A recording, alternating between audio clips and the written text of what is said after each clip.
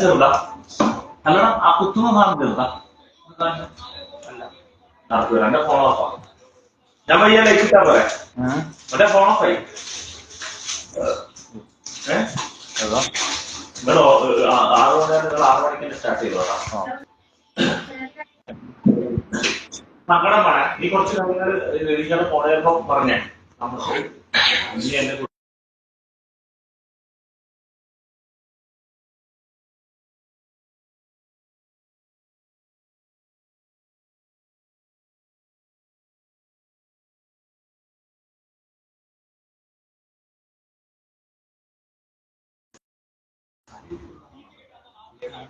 തുടങ്ങുവാണേ. നമസ്കാരം.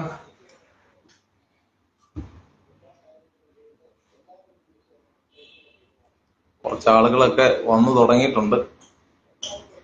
സൂരജ് കുളത്തുങ്കലുണ്ട്, അഡ്വക്കേറ്റ് ഉണ്ട്, ജീവൻ സുരേഷ് ഉണ്ട്, സാബു കെ ജോസ് ഉണ്ട്, ശ്രീരാജ്, പോൾസൺ പീറ്റർ, ജീഷ് വർഗീസ്.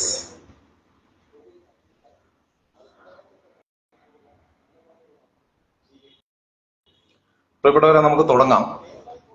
എന്റെ പേര് റെനീഷ് കാരിമറ്റ് എന്നാണ്. നിങ്ങളിൽ പലർക്കും എന്നെ അറിയാം. വ്യക്തിപരമായിട്ട് അറിയുന്നവരുണ്ട്, രാഷ്ട്രീയപരമായിട്ട് അറിയുന്നവരുണ്ട്, ബിസിനസ് മേഖലയിൽ നമ്മൾ പ്രവർത്തിക്കുന്നവരാണ്, അത്തരത്തിൽ അറിയുന്നവരുണ്ട്. എന്റെ സ്ഥാപനം എന്ന് പറയുന്നത് കോട്ടയത്ത് കളത്തിപ്പടിയിൽ പ്രവർത്തിക്കുന്ന Raz financial services and consultancy services ആണ്. അപ്പോൾ ഈ Raz financial services and consultancy services ചെയ്യുന്ന സർവീസുകൾ നോക്കി സർവീസുകൾ എന്താണെന്ന് ചോദിച്ചാൽ, ഒന്ന്, നമ്മൾ ബിസിനസ് കമ്മ്യൂണിറ്റിക്ക് വളരെ പെട്ടെന്ന്, അതായത് ഒരു ദിവസം കൊണ്ട് ഫണ്ടിങ് ചെയ്യുന്ന ഒരു ഏജൻസിയാണ്. മീൻസ് നമ്മുടെ ഇവിടെ ബാങ്കുകൾ ചെയ്യുന്ന അല്ലെങ്കിൽ ലോണുകളൊക്കെ 10, 15, 20 ദിവസങ്ങൾ കൊണ്ട് പാസ്സാകുന്ന ലോണുകൾ ഒരു കസ്റ്റമർക്ക്, ഒരു നല്ല ബിസിനസ്സുകാരന് അത്യാവശ്യമാണെങ്കിൽ പിറ്റേ ദിവസം തന്നെ അദ്ദേഹത്തിന് ഫണ്ട് കൊടുക്കുന്ന ഒരു പരിപാടിയാണ് നമ്മൾ ചെയ്യുന്നത്. ഏതാണ്ട് 25 ലക്ഷം രൂപ മുതൽ 20 കോടി രൂപ വരെയുള്ള എമൗണ്ടുകൾ നമ്മൾ ഇത്തരത്തിൽ ഫണ്ട് ചെയ്യുന്നുണ്ട്. അത് കൂടാതെ നമ്മുടെ ഒരു കൺസൾട്ടൻസി സർവീസിൽ നമ്മൾ ചെയ്യുന്നത്, നമ്മുടെ ബിസിനസ് കമ്മ്യൂണിറ്റി അല്ലെങ്കിൽ ആരുമായിക്കോട്ടെ അവർക്കുണ്ടാകുന്ന കേസുകൾ, ചില കേസുകൾ നമുക്കറിയാം, നമുക്ക് കോടതിയിലോ അല്ലെങ്കിൽ അങ്ങനെ പോയിട്ട് തീർക്കാൻ പറ്റത്തില്ലാത്ത അല്ലെങ്കിൽ കാലതാമസം എടുക്കുന്ന കേസുകളിൽ ഒരു മീഡിയേഷൻ വഹിക്കുക എന്നുള്ളതാണ് നമ്മൾ ചെയ്യുന്നത്. അപ്പം നമ്മുടെ കമ്പനി ചെയ്യുന്ന ചില സർവീസുകളിൽ ഒന്ന്, നമ്മളെ GST, ഇപ്പൊ GST ഒരു വലിയ പിഴ വന്നൊരു കേസുകൾ, അല്ലെങ്കിൽ അതുപോലെ ഇൻകം ടാക്സ് പിടിച്ച കേസുകൾ, ED കേസുകൾ തുടങ്ങിയ കേസുകളെല്ലാം, അങ്ങനെയുള്ള കാര്യങ്ങളിൽ അവർക്ക് നിയമോപദേശം കൊടുക്കുകയും നിയമത്തിന്റെ പരിരക്ഷയിലൂടെ ലഭ്യമാകാൻ സാധ്യതയുള്ള ആനുകൂല്യങ്ങൾ ഈ കസ്റ്റമർക്ക് മേടിച്ചു കൊടുക്കുകയും ചെയ്യുക എന്നുള്ള സർവീസാണ് നമ്മൾ ചെയ്യുന്നത്. അപ്പൊ അതുകൊണ്ട് തന്നെ നിരന്തരമായിട്ട് നമുക്ക് നമ്മുടെ ബന്ധവും റിലേഷനും എല്ലാം കോർപ്പറേറ്റുകളുമായിട്ടാണ്, വലിയ വലിയ കമ്പനികളുമായിട്ടാണ് നമ്മുടെ ബന്ധങ്ങളെല്ലാം കിടക്കുന്നത്. അതുപോലെ തന്നെ ഉദ്യോഗസ്ഥ തലത്തിലും, വിവിധ ഡിപ്പാർട്ട്മെന്റുകളിൽ ഉദ്യോഗസ്ഥ തലത്തിലും മിനിസ്ട്രി തലത്തിലും, അത് സ്റ്റേറ്റ് ആയാലും സെൻട്രൽ ഗവൺമെന്റ് ആയാലും, നമ്മൾ വലിയ സഹായം ഗവൺമെന്റിനും ചെയ്യുന്ന ഒരു ഏജൻസിയാണ്. നിങ്ങൾക്കറിയാം, ഈ അടുത്ത കാലത്ത് നടന്ന വലിയ ഒരു റെയ്ഡായിരുന്നു നമ്മുടെ ഈ ആക്രി മേഖലയിൽ നടന്നത്. ഏതാണ്ട് 350 ഉദ്യോഗസ്ഥർ ഒന്നിച്ച് പങ്കെടുത്ത റെയ്ഡാണ്. ആ റെയ്ഡിലേക്കൊക്കെ നയിച്ച ഇൻഫർമേഷൻസ് കൊടുത്ത ഒരു ഏജൻസി നമ്മളാണ്. അപ്പൊ അത്തരത്തിൽ സർക്കാരിന് വലിയ തുക കിട്ടുന്ന തരത്തിൽ, വലിയ പിഴത്തുക കിട്ടുന്ന തരത്തിൽ സർക്കാരിനെ സഹായിക്കുന്ന തരത്തിലുള്ള പ്രവർത്തനങ്ങളുമായിട്ട് മുന്നോട്ട് പോകുന്ന ഒരു കൺസൾട്ടൻസി സർവീസാണ് നമ്മൾ. എന്നാൽ അതോടൊപ്പം ഒരു ബിസിനസ്സുകാരന്റെ ബിസിനസ് തകരാതെ, ഇപ്പൊ സാധാരണഗതിയിൽ ഒരു ബിസിനസ് ഇപ്പൊ ഒരു GST പിടിക്കുക, അല്ലെങ്കിൽ ഒരു വണ്ടി ഇപ്പം, അല്ലെങ്കിൽ അവരുടെ എന്തെങ്കിലും കാര്യത്തിൽ ഒരു പിഴയോ ഒക്കെ വന്നു കഴിഞ്ഞാൽ നേരെ RR നടപടികളിലേക്ക് പോവുക, ഇയാൾ ഇത് അടയ്ക്കാൻ പറ്റാത്ത തരത്തിൽ ഇയാളുടെ GST ബ്ലോക്ക് ആവുക, അങ്ങനെയുള്ള കാര്യങ്ങളൊക്കെയാണ് സാധാരണഗതിയിൽ ഡിപ്പാർട്ട്മെന്റുകൾ ചെയ്യുന്നത്. അപ്പൊ ഇയാൾക്ക് ബിസിനസ് മുന്നോട്ട് കൊണ്ടുപോകാൻ പറ്റാത്ത തരത്തിലാവുകയും എന്നാൽ ഈ പിഴ അടയ്ക്കാൻ പറ്റാത്ത സാഹചര്യം വരികയും ചെയ്യും. അപ്പൊ അത്തരം ആളുകളെ അവരുടെ ബിസിനസ് തുടർന്നുകൊണ്ട് പോയിക്കൊണ്ട് തന്നെ ഈ പിഴ അടയ്ക്കാൻ അത് ഇൻസ്റ്റാൾമെന്റ് ആക്കി മേടിച്ചു കൊടുക്കുക, ഇങ്ങനെയുള്ള സർവീസുകളൊക്കെയാണ് നമ്മൾ ചെയ്യുന്നത്. അപ്പം നമ്മൾക്ക് വരുന്ന കാര്യങ്ങളിൽ നമ്മുടെ കമ്പനി ചില കാര്യങ്ങൾ, നമുക്ക് വരുന്ന കേസുകൾ പരിശോധിക്കുമ്പോൾ നമുക്കൊരു ലീഗൽ വിങ് ഉണ്ട്. 25ഓളം വക്കീലന്മാർ നമ്മുടെ ലീഗൽ വിങ്ങിലുണ്ട്. അത് കോട്ടയത്തായിട്ടും ഹൈക്കോടതിയിലായിട്ടും സുപ്രീം കോടതിയിലായിട്ടും. അപ്പൊ നമ്മുടെ ലീഗൽ വിങ് ആ വിഷയത്തെക്കുറിച്ച് പഠിക്കും. ഒരു കേസ് വരുമ്പോഴത്തേക്ക് ആ വിഷയത്തെക്കുറിച്ച് പഠിക്കും. അതുപോലെ തന്നെ നമ്മുടെ ഒരു എത്തിക്സ് കമ്മിറ്റി ഉണ്ട്. ഈ എത്തിക്സ് കമ്മിറ്റി ഈ എന്താണോ പരാതിക്ക് ഇടയാക്കിയ വിഷയം അല്ലെങ്കിൽ ആ വിഷയത്തെ കുറിച്ച് നമ്മൾ പഠിക്കും. അങ്ങനെ ആ എത്തിക്സ് കമ്മിറ്റി പഠിച്ച് ഈ വിഷയം നമ്മൾ എടുക്കുന്നത് നമ്മുടെ സ്ഥാപനത്തിന്റെ ക്രെഡിബിലിറ്റിയെ ബാധിക്കുമോ, അല്ലെങ്കിൽ ഈ പറഞ്ഞത് നമ്മൾ എത്തിക്കലായിട്ടാണോ ചെയ്യുന്നത്, അങ്ങനെയുള്ള കാര്യങ്ങളിൽ നമ്മളൊരു ഫൈൻഡിങ്സ് എടുത്തിട്ടാണ് നമ്മളൊരു കാര്യത്തിൽ ഇടപെടുന്നത്. അപ്പൊ നമുക്ക് വരുന്ന കേസുകളിൽ ചിലപ്പോൾ ചിലത് ന്യായമായത് കാണാം, ചിലപ്പോൾ അന്യായമായ കാര്യങ്ങൾക്ക് വേണ്ടി നമ്മളെ ആളുകൾ സമീപിക്കാം. ഇതെല്ലാം പരിശോധിച്ചിട്ട് ന്യായമായ കാര്യങ്ങൾക്ക് വേണ്ടി മാത്രം ആളുകൾക്ക് അതിനുള്ള സൗകര്യങ്ങൾ അല്ലെങ്കിൽ അവർക്കുള്ള സേവനം ചെയ്തു കൊടുക്കുക എന്നുള്ളതാണ് നമ്മൾ ചെയ്യുന്നത്. ആ കാര്യത്തിൽ നമ്മൾ ഒരു കാര്യം നോക്കുമ്പോൾ നിയമത്തിന്റെ നൂലാമാലകൾക്കപ്പുറം നീതി എന്ന ഒരു കാര്യമുണ്ട്. ആ ഒരു കാര്യത്തെ ഫോക്കസ് ചെയ്തിട്ടാണ് ഞങ്ങൾ ഈ പ്രവർത്തനങ്ങളെല്ലാം നടത്തിക്കൊണ്ട് പോകുന്നത്. ചിലപ്പോൾ ഒരുപക്ഷെ നമുക്ക് നിയമം ഒരു വഴിക്ക് പോകുമ്പോൾ ചിലപ്പോൾ ചില ആളുകൾക്ക് നീതി ലഭിച്ചില്ല എന്നുള്ള സ്ഥിതി വരാം. നിയമവും ചിലപ്പോഴൊക്കെ പല തട്ടിലായിട്ടാണ് സഞ്ചരിക്കുന്നത്. നമ്മുടെ നിയമവ്യവസ്ഥയുടെ ഒരു പോരായ്മ കൂടിയാണ്. അപ്പൊ അത്തരം കാര്യങ്ങളിലൊക്കെ ഒരാൾക്ക് ഒരു നിയമസഹായമോ അല്ലെങ്കിൽ അദ്ദേഹത്തിന് ലഭിക്കേണ്ട നീതി ലഭിക്കാതെ വരികയോ അല്ലെങ്കിൽ ലഭിക്കാൻ വരാൻ സാധ്യതയില്ലാത്ത സന്ദർഭങ്ങളിലോ ചിലപ്പോൾ അദ്ദേഹം അല്ലെങ്കിൽ അവര് നമ്മളെ പോലുള്ള ഏജൻസികളെ സമീപിക്കാറുണ്ട്. അപ്പോൾ അത്തരത്തിൽ കേരളത്തിൽ എൻ്റെ അറിവിൽ 2 കമ്പനികളുണ്ട്. ഒന്ന് ഞങ്ങൾക്ക് മുമ്പേ ഉള്ളൊരു കമ്പനിയുണ്ട് കേരളത്തിൽ, അത് വളരെ എസ്റ്റാബ്ലിഷ്ഡ് ആയിട്ടൊരു കമ്പനിയാണ്. ഞങ്ങള് രണ്ടാമത് ഒരു വർഷമായിട്ട് ഉള്ള കമ്പനിയാണ്. അപ്പം നമ്മളെ സംബന്ധിച്ച് നമ്മുടെ ഫിനാൻസ്, അതായത് ബിസിനസ് ലോൺ രംഗം കൂടാതെ നമ്മുടെ ഈ കൺസൾട്ടൻസി സർവീസിൽ വരുന്ന കേസുകളിൽ ഈ പറഞ്ഞ കൊശമറ്റം ഫിനാൻസിന്റെ ഒരു കേസ് വരികയുണ്ടായി.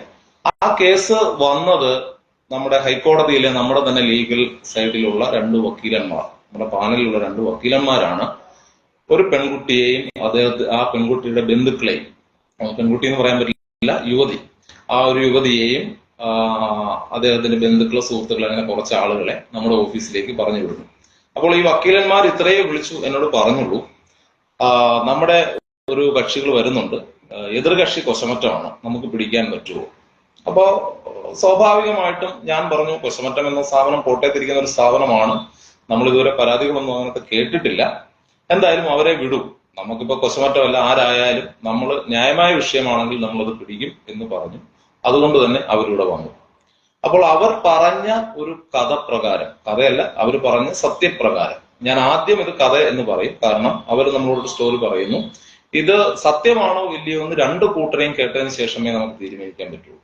അപ്പൊ അതുകൊണ്ട് തന്നെ പ്രീതി എന്ന യുവതി പറഞ്ഞത് ഏതാണ്ട് 16-18 വർഷക്കാലമായിട്ട് അവിടെ ജോലി ചെയ്തു, എക്സിക്യൂട്ടീവായിട്ട് ജോലി ചെയ്തു. അങ്ങനെ എക്സിക്യൂട്ടീവായിട്ട് ജോലിക്ക് കയറി പ്രൊമോഷനൊക്കെ ആയി അങ്ങനെ ഏരിയ മാനേജർ ലെവലിൽ വരെ ആ യുവതി എത്തി. അങ്ങനെ ഏതാണ്ട് 52 ബ്രാഞ്ചുകൾ ഇവർക്ക് അലോക്കേറ്റ് ചെയ്തു കൊടുത്തു. 52 ബ്രാഞ്ചുകളുടെ ഏരിയ മാനേജറായിട്ട് ഇവർ പ്രവർത്തിച്ചു വരികയായിരുന്നു.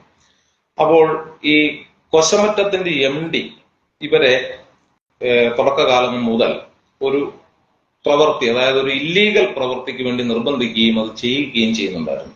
ആ ഇല്ലീഗൽ പ്രവൃത്തി ആദ്യകാലങ്ങളിൽ ഇത് ഇല്ലീഗൽ ആണെന്നോ അല്ലെങ്കിൽ ഇങ്ങനൊരു വിഷയം പ്രശ്നമാണെന്നോ ഒന്നും ആ യുവതി തിരിച്ചറിഞ്ഞില്ല. അവര് കൊശമറ്റം ചെയ്തിരുന്ന എന്താണെന്ന് വെച്ച് കഴിഞ്ഞാൽ തമിഴ്നാടിൽ നിന്ന് വലിയ തോതിൽ മുക്കുപണ്ടങ്ങൾ കേരളത്തിൽ കൊണ്ടുവരും. ലോറിയിൽ ചാക്ക് കണക്കിന് മുക്കുപണ്ടങ്ങൾ കൊണ്ടുവരും. അപ്പോൾ ഈ മുക്കുപണ്ടങ്ങൾ നേരെ കൊണ്ട് ഇവരുടെ ബ്രാഞ്ച്, ഇവരുടെ ഹെഡ് ഓഫീസിൽ നിന്ന് ഒരു മെയിൽ ഐഡിയിൽ നിന്ന് ഈ ബ്രാഞ്ചിലേക്ക് അല്ലെങ്കിൽ പ്രീതി എന്ന് പറയുന്ന യുവതിക്ക് മെയിൽ ചെയ്യും, ഇന്ന കസ്റ്റമറുടെ പേരിൽ ഈ മുക്കുപണ്ടങ്ങൾ വെക്കണം. അപ്പൊ അങ്ങനെ ലക്ഷക്കണക്കിന്, ഇപ്പൊ എക്സാമ്പിൾ പറയുകയാണെങ്കിൽ ഞാനിപ്പം അവിടുന്ന് ഒരു പണയം വെച്ചു, പിറ്റേ ദിവസം ഞാൻ അവിടുന്ന് പണയം എടുത്തു വെക്കുക, പക്ഷെ എന്റെ ആധാർ കാർഡും പാൻ കാർഡും ഓൾറെഡി അല്ലെങ്കിൽ എന്റെ തിരിച്ചറിയൽ രേഖകൾ അവരുണ്ട്. അപ്പൊ ആ തിരിച്ചറിയൽ രേഖകൾ ഉപയോഗിച്ചു കൊണ്ട് തന്നെ എന്റെ പണയം എടുത്താലും പിന്നീട് അവർ അവിടെ പണയം വെക്കും. അപ്പൊ സ്വാഭാവികമായിട്ടും ആളുകൾക്കൊരു തോന്നലുണ്ടാകാം, എന്തുകൊണ്ടാണ് ഈ ഒരു ഫിനാൻസ് സ്ഥാപനം അവരുടെ സ്ഥാപനത്തിൽ തന്നെ മുക്കുപണ്ടം വെക്കുന്നത്, എന്ത് കാരണത്താലാണ്, അതുകൊണ്ട് അവർക്ക് എന്ത് ലാഭം എന്ന് വേണമെങ്കിൽ ചിന്തിക്കാം. പ്രിയപ്പെട്ടവരെ, ഇവിടെയാണ് ശരിക്കും കൊശമറ്റത്തിന്റെ വലിയ ചതി കിടക്കുന്നത്. അപ്പൊ ഞാൻ ആ ചതിയിലേക്ക് വരുന്നതിന് മുമ്പ് ഈ പ്രീതിയുമായിട്ടുണ്ടായ വിഷയം എന്താണ്, ഇഷ്യൂ എന്താണെന്ന് പറയാം. അപ്പോൾ ഈ പ്രീതി ഈ പറഞ്ഞ മുക്കുപണ്ടങ്ങൾ പാക്ക് ചെയ്യുകയും അതിന് 2 സഹായികളെ കമ്പനിയിൽ നിന്നുള്ള 2 ലേഡീസിനെ എടുക്കുക. അങ്ങനെ ഇവര് കൊശമറ്റത്തിന്റെ ഒരു ഫ്ലാറ്റ് ഉണ്ട് കോഴിക്കോട്, ആ കോഴിക്കോട് ഫ്ലാറ്റിൽ വെച്ചാണ് ഇവർ ഈ മുക്കുപണ്ടങ്ങൾ പാക്ക് ചെയ്യുന്നത്. പാക്ക് ചെയ്തതിനു ശേഷം ഇത് പ്രീതിയും പ്രീതിയുടെ മകനും കൂടി ഈ വിവിധ ബ്രാഞ്ച് ബ്രാഞ്ചുകളിൽ കൊണ്ട് കാറിൽ കൊണ്ട് കൊടുത്ത് ഇതെല്ലാം പണയമാക്കി മാറ്റുന്നു, പണയം കയറ്റുന്നു. അപ്പൊ അങ്ങനെ ലക്ഷക്കണക്കിന്, ഏതാണ്ട് എനിക്ക് തോന്നുന്നത് ഞങ്ങൾ പ്രിന്റ് എടുത്തപ്പോൾ ഏതാണ്ട് 786 പേജ് ഉണ്ടായിരുന്നു ഡബിൾ സൈഡ് എടുത്തപ്പോൾ ഈ കസ്റ്റമർ ലിസ്റ്റ്. അപ്പൊ ലക്ഷക്കണക്കിന് ആളുകളുടെ പേരിൽ ഇത്തരത്തിൽ അവർ പണയം വെച്ചിരിക്കുകയാണ്. ഈ പണയത്തിന് അഗേൻസ്റ്റ് ആയിട്ട് നേരത്തെ പറഞ്ഞ കാര്യങ്ങൾ, ഈ പണയത്തിന് അഗേൻസ്റ്റ് ആയിട്ട് ബാങ്ക് ലോൺ എടുക്കുമ്പോഴാണ് ഇതിന്റെ തട്ടിപ്പ് വരുന്നത്. അതായത് ഒരു 1000 കോടി രൂപ എന്റെ പണയ സ്ഥാപനത്തിൽ ആളുകൾ പണയം വെച്ച് പണം എടുത്തിട്ടുണ്ടെങ്കിൽ എനിക്ക് 900 കോടി രൂപയോളമെങ്കിലും 90% അല്ലെ 80% ലോണായിട്ട് ബാങ്കുകൾ മറ്റ് കൊളാട്രൽ സെക്യൂരിറ്റിയോ കാര്യങ്ങളോ ഒന്നുമില്ലാതെ മറ്റുള്ളവർ തരും. അപ്പൊ അത്തരത്തിൽ വോൾസൻ ചേട്ടൻ ക്യാമറയിലേക്ക് വന്നിട്ടുണ്ട്. ക്യാമറ മൂവ് ചെയ്യാണ്. അപ്പൊ ഈ ബാങ്കുകളിൽ നിന്ന് ലോണുകൾ ഇതിന് അഗേൻസ്റ്റ് ആയിട്ട് എടുക്കും. സൗത്ത് ഇന്ത്യൻ ബാങ്ക് തന്നെ ഏതാണ്ട് 1250 കോടി രൂപയാണ് അവർക്ക് ഫണ്ട് ചെയ്തിരിക്കുന്നത് ഈ ഗോൾഡിന് അഗേൻസ്റ്റ് ആയിട്ട്. അതുപോലെ തന്നെ കാനറ ബാങ്ക്, അങ്ങനെയുള്ള വിവിധ ബാങ്കുകളിൽ നിന്നായിട്ട് കോടിക്കണക്കിന് രൂപ ഇദ്ദേഹം ലോണുകൾ സംഘടിപ്പിച്ചിട്ടുണ്ട്. അപ്പൊ ഇത്തരത്തിൽ ലോണുകൾ സംഘടിപ്പിക്കുന്നത് കൂടാതെ, അപ്പൊ ഈ ലോണുകൾ സംഘടിപ്പിക്കുന്ന തുകയുണ്ട്, അത് കൂടാതെ എന്റെയും നിങ്ങളുടെയും പേരിൽ പണയം വെച്ച് എന്ന് രേഖയുണ്ടാക്കി ആ പണം, ഇപ്പൊ ഒരു 1 ലക്ഷം രൂപയിൽ താഴെയുള്ള പണമാണെങ്കിൽ അത് ക്യാഷായിട്ട് കൊടുക്കാം. അപ്പൊ ഈ ക്യാഷായിട്ട് ഇത്തരത്തിൽ പണം കൊടുത്തു എന്ന് പറഞ്ഞുകൊണ്ട് ഈ നിക്ഷേപകരുടെ പണം കമ്പനിക്ക് പുറത്തേക്ക് എത്തിക്കുക എന്നൊരു തന്ത്രം കൂടി ഈ കൂട്ടത്തിൽ നടക്കുന്നുണ്ട്. ഇപ്പൊ 2 തരത്തിലാണ് അദ്ദേഹത്തിന് ബെനിഫിറ്റ് കിട്ടുന്നത്. ഒന്ന്, ഇവർ എന്ത് ചെയ്യുന്നു, നമ്മുടെ ബാങ്കിൽ നിന്ന് കോടിക്കണക്കിന് രൂപ യാതൊരു ഈടുമില്ലാതെ, അത് യാതൊരു ഈടുമില്ലാതെ എന്ന് പറയാൻ കാരണം മുക്കുമണ്ഡമാണ് ഈട്. അപ്പൊ നിങ്ങൾ ചോദിക്കാം, സ്വാഭാവികമായിട്ടും ഇങ്ങനെ ഒരു സംഭവം നടക്കുമ്പോൾ ഇത് ബാങ്കുകൾ ചെക്ക് ചെയ്യില്ല, അറിയില്ലേന്ന്. ബാങ്കുകളുടെ ഓഡിറ്റിംഗ് ഉണ്ട്, തീർച്ചയായിട്ടും ബാങ്കുകളുടെ ഓഡിറ്റിംഗ് ഉണ്ട്, ബാങ്കിന്റെ ഓഡിറ്റേഴ്സ് ഉണ്ട്, അതുപോലെ തന്നെ എക്സ്റ്റേണൽ ചാർട്ടേഡ് അക്കൗണ്ടൻസ് ഓഡിറ്റേഴ്സ് ഉണ്ട്. നമ്മൾ പല ചാർട്ടേഡ് അക്കൗണ്ടൻസിനെയും ഈ വിഷയമായിട്ട് ബന്ധപ്പെട്ടു വിളിച്ചു ചോദിച്ചു. അപ്പൊ പല ഓഡിറ്റേഴ്സും പറഞ്ഞത് കൊശമറ്റത്തിന്റെ ഓഡിറ്റിംഗ് നടക്കുന്നത് ഏതാണ്ട് ഒരു 15 ബ്രാഞ്ചുകളിൽ ഒന്നിച്ചാണ്. ഈ 15 ബ്രാഞ്ചുകളുടെ ലിസ്റ്റ് നേരത്തെ കൊടുക്കും. ഈ പറഞ്ഞ ലിസ്റ്റ് കൊശമറ്റത്തിന് നേരത്തെ കിട്ടുന്നതോടുകൂടി ആ ബ്രാഞ്ചുകളിൽ ഉണ്ടായിരുന്ന കള്ളപ്പണ ഇടപാടും അതോടൊപ്പം ഈ പറയുന്ന സ്വർണ്ണ പണയത്തിന്റെ ഇടപാടുമല്ല അവർ ക്ലിയർ ചെയ്ത് വെക്കും. ഇത് നേരത്തെ അവർക്ക് ഇന്റിമേഷൻ കിട്ടുന്നതാണ്. അപ്പൊ അവിടെ ബ്രാഞ്ചുകളിൽ പ്രശ്നമില്ല. പോരാത്തതിന് ഇവര് നേരത്തെ മുതൽ ഇവർ പിന്തുടർന്നു വരുന്നൊരു ശീലം, ഈ ഒരിക്കലും കവർ പൊട്ടിക്കില്ല, പണയത്തിന്റെ കവർ പൊട്ടിച്ച് ഓഡിറ്റേഴ്സിന് നോക്കാൻ കൊടുക്കില്ല എന്നാണ് പറഞ്ഞത്. അപ്പൊ അത് കസ്റ്റമർ വരുന്ന സമയത്ത്, പണയം വെക്കുന്ന സമയത്ത് സീൽ ചെയ്യുന്നതാണ്, അത് പൊട്ടിക്കാൻ പാടില്ല എന്നൊരു ഇൻസ്ട്രക്ഷൻസ് ഇവരായിട്ട് കൊടുക്കും. ചിലപ്പോൾ ഒരു പക്ഷേ ഇതിനകത്ത് ബാങ്കിന്റെ ആളുകളുടെ ഒരു ഇതും ഉണ്ടായിരിക്കാം. സൗത്ത് ഇന്ത്യൻ ബാങ്ക് ആയിക്കോട്ടെ, കാനറ ബാങ്ക്, ഏത് ബാങ്ക് ആയിക്കോട്ടെ, ആ ബാങ്ക് കൊടുക്കുന്ന പണം എന്ന് പറയുന്നത് ഇവിടുത്തെ സാധാരണക്കാരുടെ നിക്ഷേപങ്ങളാണ്. അങ്ങനെ സാധാരണക്കാർ നിക്ഷേപിക്കുന്ന ഈ പണമാണ് ഇതുപോലുള്ള കോർപ്പറേറ്റുകൾക്ക് യാതൊരു ഈടുമില്ലാതെ അല്ലെങ്കിൽ വ്യാജ പ്രമാണങ്ങളുടെ അടിസ്ഥാനത്തിൽ ഇങ്ങനെ ഫണ്ട് ചെയ്തുകൊണ്ടിരിക്കുന്നത്. അപ്പോൾ നമ്മൾ നോർത്ത് ഇന്ത്യയിലൊക്കെ പല മെഹുൽ ചോസ്കിയും അതുപോലുള്ള പല ആൾക്കാരും ഇന്ത്യ വിടുന്നതും ലോൺ എടുത്തിട്ട് ബാങ്കുകളെ പറ്റിച്ച് വിൽഫുൾ ഡിഫോൾട്ടറായിട്ട് നാട് വിടുന്ന ഒരു സാഹചര്യം നമ്മൾ കണ്ടിട്ടുണ്ട്. എന്നാൽ കേരളത്തിൽ അത് വരും എന്ന് നമ്മൾ ഒരിക്കലും പ്രതീക്ഷിച്ചിട്ടില്ല. ഒരു ക്ലാസിക് എക്സാമ്പിൾ, ഒരു ക്ലാസിക് ക്രിമിനൽ ആണ് അദ്ദേഹം. നമ്മൾ ആദ്യമായിട്ട് സംസാരിക്കുമ്പോൾ എനിക്ക് തോന്നിയത് ഇദ്ദേഹം എങ്ങനെയാണ് ഇത്തരത്തിലൊരു വലിയ പ്രസ്ഥാനം കെട്ടിവിട്ടത്. കാരണം അദ്ദേഹത്തിന്റെ സംസാരത്തിലോ പ്രവൃത്തിയിലോ ഒന്നും ഒരു സാധാരണ നിഷ്കളങ്കനായ ഒരു മനുഷ്യൻ, അദ്ദേഹത്തിന് ഒന്നിനെ കുറിച്ചും വലിയ പിടിയില്ല, വലിയ കാര്യങ്ങളൊന്നും അറിയത്തില്ല.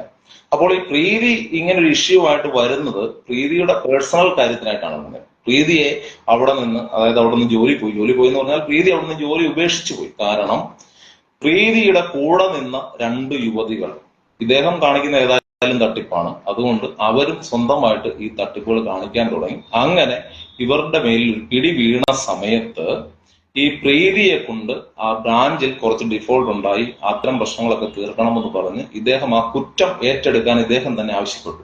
അതിനുള്ള സാഹചര്യം എന്താണെന്ന് വെച്ചാൽ, ഇപ്പോൾ നമ്മൾ പണയം വെച്ചു, എന്റെ പേരിൽ അവിടെ പണയമില്ല, പക്ഷെ എനിക്ക് പണയം ഞാൻ എടുത്തു.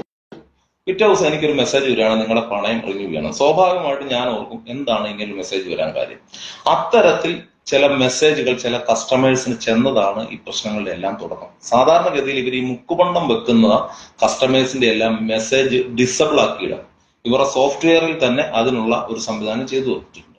അപ്പം ഈ സോഫ്റ്റ്വെയറിൽ ഇങ്ങനെ ഈ മെസ്സേജ് ഡിസബിൾ ആക്കിയിടുന്ന എന്തോ ഒരു അബദ്ധത്തിൽ അതാക്കാൻ പറ്റാതെ പോയി ഏതാനും ചില കസ്റ്റമർക്ക് ഇതുപോലെ മെസ്സേജ് പോയി. അവർക്കൊന്നും ഈ പണയം ഇവിടില്ല. അതിലൊരു കസ്റ്റമർ കോഴിക്കോടുള്ള ഒരു ബ്രാഞ്ചിൽ, എനിക്ക് തോന്നുന്നു പറമ്പത്ത് ബ്രാഞ്ചോ മറ്റാണെന്ന് തോന്നുന്നു, പറമ്പത്ത് ബ്രാഞ്ചിൽ വന്ന് പറമ്പത്ത് ബ്രാഞ്ചിൽ ഈ കസ്റ്റമർ ചെന്ന് ബഹളം ഉണ്ടാക്കുകയും അദ്ദേഹത്തിന് മനസ്സിലാവുകയും ചെയ്തു ഇത് മുക്കുമണ്ണം ഇടപാടാണെന്ന് മനസ്സിലാക്കുകയും അദ്ദേഹം ചാനലുകാരെയൊക്കെ വിളിച്ചു വരുത്തി വലിയ ഇഷ്യൂ ആയപ്പോൾ ഈ മാത്യു കെ ചെറിയാൻ കൊശമറ്റത്തിന്റെ ഓണർ ഈ പ്രീതിയെ വിളിച്ചിട്ട് പറഞ്ഞു, മോളെ നീ ആ കുറ്റം ഏറ്റെടുക്കണം, നമ്മുടെ സ്ഥാപനത്തിന്റെ വിഷയമാണ്, അതുകൊണ്ട് നീ അത് ഏറ്റെടുത്തു, നിന്നെ ഞാൻ സംരക്ഷിച്ചോളാം എന്ന് പറഞ്ഞതുകൊണ്ട് പുള്ളിക്കാരി പറഞ്ഞു ഞങ്ങളുടെ സ്റ്റാഫിന്റെ ഭാഗത്തുനിന്നുണ്ടായ ഒരു പ്രശ്നമാണ്, അതുകൊണ്ട് ഇത് ക്ഷമിക്കണം എന്നൊക്കെ പറഞ്ഞ് നാട്ടുകാരെല്ലാം പറഞ്ഞു വിളിച്ചു. പക്ഷെ അതിന്റെ പേരിലൊരു പോലീസ് കേസ് കൊടുക്കേണ്ടത് അത്യാവശ്യമായതുകൊണ്ട് മാത്യു കെ ചെറിയാൻ ഇവരുടെ പേരിലൊരു പോലീസ് കംപ്ലൈന്റ് രജിസ്റ്റർ ചെയ്യുകയും ചെയ്തു, ഒരു കേസ് രജിസ്റ്റർ ചെയ്യുകയും ചെയ്തു. കേസ് രജിസ്റ്റർ ചെയ്തിട്ടുണ്ടോ പറയുന്നത് കേസായിട്ടില്ല, പരാതി കൊടുത്തു, എന്നാൽ അത് കേസെടുപ്പിച്ചില്ല. അപ്പോൾ അത് കേസെടുക്കാഞ്ഞതിന്റെ കാരണം ഇവർ സെറ്റിലായി, അല്ലെങ്കിൽ ഇവർ ഈ സ്ഥാപനത്തിൽ നിന്ന് കാണിച്ച തിരിമറികളെല്ലാം അവർ തിരിച്ച് ഈ സ്റ്റാഫ് സെറ്റിൽ ചെയ്തു എന്ന് പോലീസിന് അവർ ഇന്റിമേഷൻ കൊടുത്തുകൊണ്ടാണ് പിന്നെ അത് കേസിലേക്കൊന്നും പോകാൻ. അപ്പൊ നിയമപരമായിട്ട് നോക്കിയാല് ഈ പ്രീതി എന്ന് പറഞ്ഞ യുവതി കള്ളിയാവുകയും ചെയ്തു, അവർക്കെതിരെ ഒരു പോലീസ് കംപ്ലൈന്റ് കൊടുക്കുകയും ചെയ്തു. അപ്പോ ഈ യുവതി ഇനി ഒരിക്കലും വേറൊരു കമ്പനിയിലേക്ക് സ്ഥാപനത്തിലേക്ക് പോകില്ല. കാരണം ഇങ്ങനെ ഒരു ബാഡ് മാർക്ക് ഇതിന്റെ ഉടമസ്ഥൻ അറിഞ്ഞുകൊണ്ട് തന്നെ ഇവിടെ ക്രിയേറ്റ് ചെയ്യും. അപ്പോഴെല്ലാം ഈ പ്രീതി എന്ന് പറയുന്ന യുവതി ഇയാളെ അത്രയധികം വിശ്വസിച്ചിരുന്നു. കാരണം മറ്റൊന്നുമല്ല, ഈ പ്രീതിക്ക് ഒരു അച്ഛനോടുള്ള ഒരു സ്നേഹമായിരുന്നു ശ്രീ മാത്യു കെ ചെറിയാനോടുള്ളത്. അത് ഈ ശ്രീ മാത്യു കെ ചെറിയാൻ എന്നോടും പറഞ്ഞിട്ടുണ്ട്, എനിക്ക് അവള് മോളെ പോലെയാണ്, എനിക്ക് ഭക്ഷണം വിളമ്പി തന്നുകൊണ്ടിരിക്കുന്നത്, ഞാൻ കോഴിക്കോട് ചെല്ലുമ്പോഴെല്ലാം എനിക്ക് ഭക്ഷണം, എന്റെ എല്ലാ കാര്യങ്ങളും നോക്കിക്കൊണ്ടിരിക്കുന്ന ആ മോളാണ്, അവളെ എനിക്ക് അത്രയ്ക്ക് ജീവനാണെന്ന് ഈ പ്രീതിയുടെ കാര്യത്തെ കുറിച്ച് ചോദിച്ചപ്പോഴെല്ലാം മാത്യു കെ ചെറിയാൻ സമ്മതിച്ചിട്ടുള്ളതാണ്. അപ്പൊ പ്രീതിയുടെ ഈ ഇഷ്യൂ ഇങ്ങനെ വന്നു കഴിഞ്ഞ് ഈ പോലീസ് കേസും വന്നതിന് ശേഷം വന്നതിന് ശേഷം പ്രീതിയോട് ഇയാൾ മറ്റൊരു ഡിമാൻഡ് വെച്ചു, പ്രീതിയുടെ വീടിന്റെ പവർ ഓഫ് അറ്റോർണി ഇവർക്ക് എഴുതി കൊടുക്കണം. കാരണം വേറൊന്നുമല്ല, ഇത്രയും വലിയൊരു തുകയുടെ പ്രശ്നം, അതായത് കൂട്ടുകാരികൾ സ്വന്തമായിട്ട് ഇവിടുന്ന് പണം മാറ്റി എന്ന് ബോധ്യപ്പെട്ടതിന്റെ അടിസ്ഥാനത്തിലാണ് പ്രീതിയെ കൊണ്ട് കുറച്ച് തുക അവിടെ അടപ്പിക്കുകയും ചെയ്തു. അപ്പൊ ഏതാണ്ട് 65 ലക്ഷം രൂപ പ്രീതിയും പ്രീതിയുടെ സുഹൃത്തുക്കളും കൂടി, പ്രീതിയും അതിനകത്തൊരു വീതം ഇടേണ്ടി വന്നു, അല്ലെങ്കിൽ ഒരു പോർഷൻ ഇടേണ്ടി വന്നു. അത്തരത്തിൽ ഇവരത് ക്ലിയർ ചെയ്തു.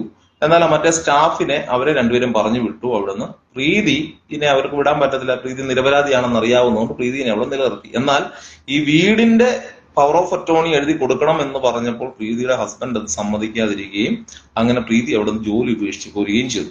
എന്നാൽ ഈ ജോലി ഉപേക്ഷിച്ച് പോകുന്നപ്പോൾ ഇവരുടെ സർട്ടിഫിക്കറ്റ് കാര്യങ്ങളെല്ലാം അവരവിടെ പിടിച്ചു വെച്ചു.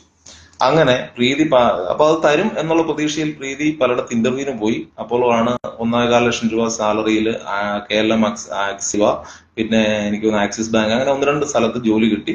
1.25-1.5 ലക്ഷം രൂപ ശമ്പളത്തിലാണ് കിട്ടിയത്. എന്നാൽ സർട്ടിഫിക്കറ്റ് ഇല്ലാത്തതിന്റെ ഒരൊറ്റ കാരണം കൊണ്ട് അവിടെ ഒന്നും ജോയിൻ ചെയ്യാൻ പറ്റിയില്ല. പോരാതെ നാട്ടിൽ നിൽക്കാൻ പറ്റാത്ത ഒരു കണ്ടീഷൻ കൂടെ, അതായത് കള്ളിയാക്കപ്പെട്ട് ഒരു സ്ഥാപനത്തിൽ നിന്ന് പുറത്തു പോയ ഒരാളെന്നുള്ളൊരു ഇമേജും കൂടി നാട്ടിൽ ഉണ്ടായപ്പോൾ ഈ പറഞ്ഞ പെൺകുട്ടിക്ക്, ഈ പറഞ്ഞ യുവതിക്ക് അവിടെ നിൽക്കാൻ പറ്റാത്തൊരു സാഹചര്യമായി. അവര് തൃശ്ശൂര് ഒരു വീട്ടിൽ വേലയ്ക്ക് പോകേണ്ട ഒരു ഗതികളുണ്ടായി. അപ്പോൾ അതിനുശേഷം ഈ പ്രീതിക്ക് എങ്ങനെയെങ്കിലും ഈ സർട്ടിഫിക്കറ്റുകൾ തിരിച്ചെടുക്കണം. പക്ഷെ പ്രീതിക്കെതിരെ ഇങ്ങനെ ഒരു കംപ്ലൈന്റ് കിടക്കുന്നു. അപ്പോൾ അതുകൊണ്ട് നിയമപരമായിട്ട് ഇതിന് പോയി കഴിഞ്ഞാൽ ഇവര് വലിയ കള്ളത്തരങ്ങൾ കാണിച്ചതാണെന്നും ഇതിന്റെ പേരിൽ ഈ പറഞ്ഞ പോലീസ് കംപ്ലൈന്റ് കൊടുത്തിട്ടുള്ളതുമാണെന്നും ഒക്കെ ഒരു വാദം കമ്പനി വെക്കും എന്നറിയാവുന്നത് കൊണ്ട് തന്നെ ഇവർ അവിടുത്തെ ചില രാഷ്ട്രീയ പ്രവർത്തകരുടെ സഹായം തേടി. അങ്ങനെ ആ രാഷ്ട്രീയ പ്രവർത്തകർ മുഖേനയാണ് എറണാകുളത്തെ 2 ഹൈക്കോടതി വക്കീലന്മാരുടെ അടുക്കൽ ഈ കേസ് വരികയും ആ കേസ് ഞങ്ങളിലേക്ക്, ഞങ്ങളുടെ സ്ഥാപനത്തിലേക്ക്, Raz financial services and consultancy സർവീസസിലേക്ക് എത്തുകയും ചെയ്യുന്നത്. നമ്മൾ ഈ വിഷയം പഠിച്ചപ്പോൾ നമ്മൾ ആദ്യം ചിന്തിച്ചത് ഏതാണ്ട് 9,000 കോടിയിലധികം വിറ്റുവരവുള്ള ടേൺ ഓവറുള്ള ഒരു കമ്പനിയാണ്. ഏതാണ്ട് ഒരു 4,000-ഓളം എംപ്ലോയീസ് ഉണ്ട്. അപ്പൊ ഇവരുടെ എല്ലാം ഈ സ്ഥാപനത്തിന് എന്തെങ്കിലും സംഭവിച്ചാൽ അത് സമൂഹത്തിന് ഉണ്ടാക്കുന്ന ഇമ്പാക്ട് വളരെ വലുതായിരിക്കും. ഒന്നാമത് ലക്ഷക്കണക്കിന് ആൾക്കാരുടെ നിക്ഷേപം അവിടെയുണ്ട്. ആ നിക്ഷേപം കൂടാതെ തന്നെ ഈ നിക്ഷേപത്തിന്റെ എല്ലാം പുറമെ ആളുകളുടെ സ്വർണ്ണപ്പണയം അവിടെ ഇരിക്കുന്നു. അത് കൂടാതെ 4,000-ഓളം എംപ്ലോയീസിന്റെ ജോലിയെ ബാധിക്കും, അവരുടെ വരുമാനത്തെ ബാധിക്കുന്ന ഒരു വിഷയം. അതുകൊണ്ട് തന്നെ നമ്മൾ ഈ വിഷയത്തിനകത്ത് വളരെ ഒരു പെട്ടെന്നൊരു ആക്ഷൻ ലേക്കല്ല, ഇതിനെക്കുറിച്ച് വിശദമായി പഠിച്ചതിന് ശേഷം മാത്രം മതി നമ്മൾ ഇതിലേക്ക് ഇടപെടുന്നത് എന്നുള്ളത് നമ്മുടെ എത്തിക്സ് കമ്മിറ്റി തീരുമാനിച്ചു. അതോടൊപ്പം നമ്മുടെ മാനേജ്മെന്റ് കമ്മിറ്റി ഈ കമ്പനിയെ കുറിച്ചും ഈ കമ്പനിയുടെ പ്രവർത്തനങ്ങളെ കുറിച്ചുമെല്ലാം സ്റ്റഡി ചെയ്യാൻ ആരംഭിച്ചു. അപ്പം ഇതേ സമയം തന്നെ നമ്മൾ ഒരു കാര്യം കൂടി ചെയ്തു. നമ്മൾ നമ്മുടെ ഈ മാത്യു കെ ചെറിയാനെ നേരിട്ട് ഞാൻ പോയി കണ്ടു. അപ്പൊ ഞാൻ അദ്ദേഹത്തിന്റെ ഓഫീസിൽ വിളിച്ചിട്ട് എനിക്കൊന്ന് കാണണം എന്ന് പറഞ്ഞു. അദ്ദേഹത്തിന്റെ PA അദ്ദേഹത്തോട് സംസാരിച്ചിട്ട് എനിക്ക് പിറ്റേ ദിവസം രാവിലെ 10 മണിക്ക് അപ്പോയിന്റ്മെന്റ് തന്നു.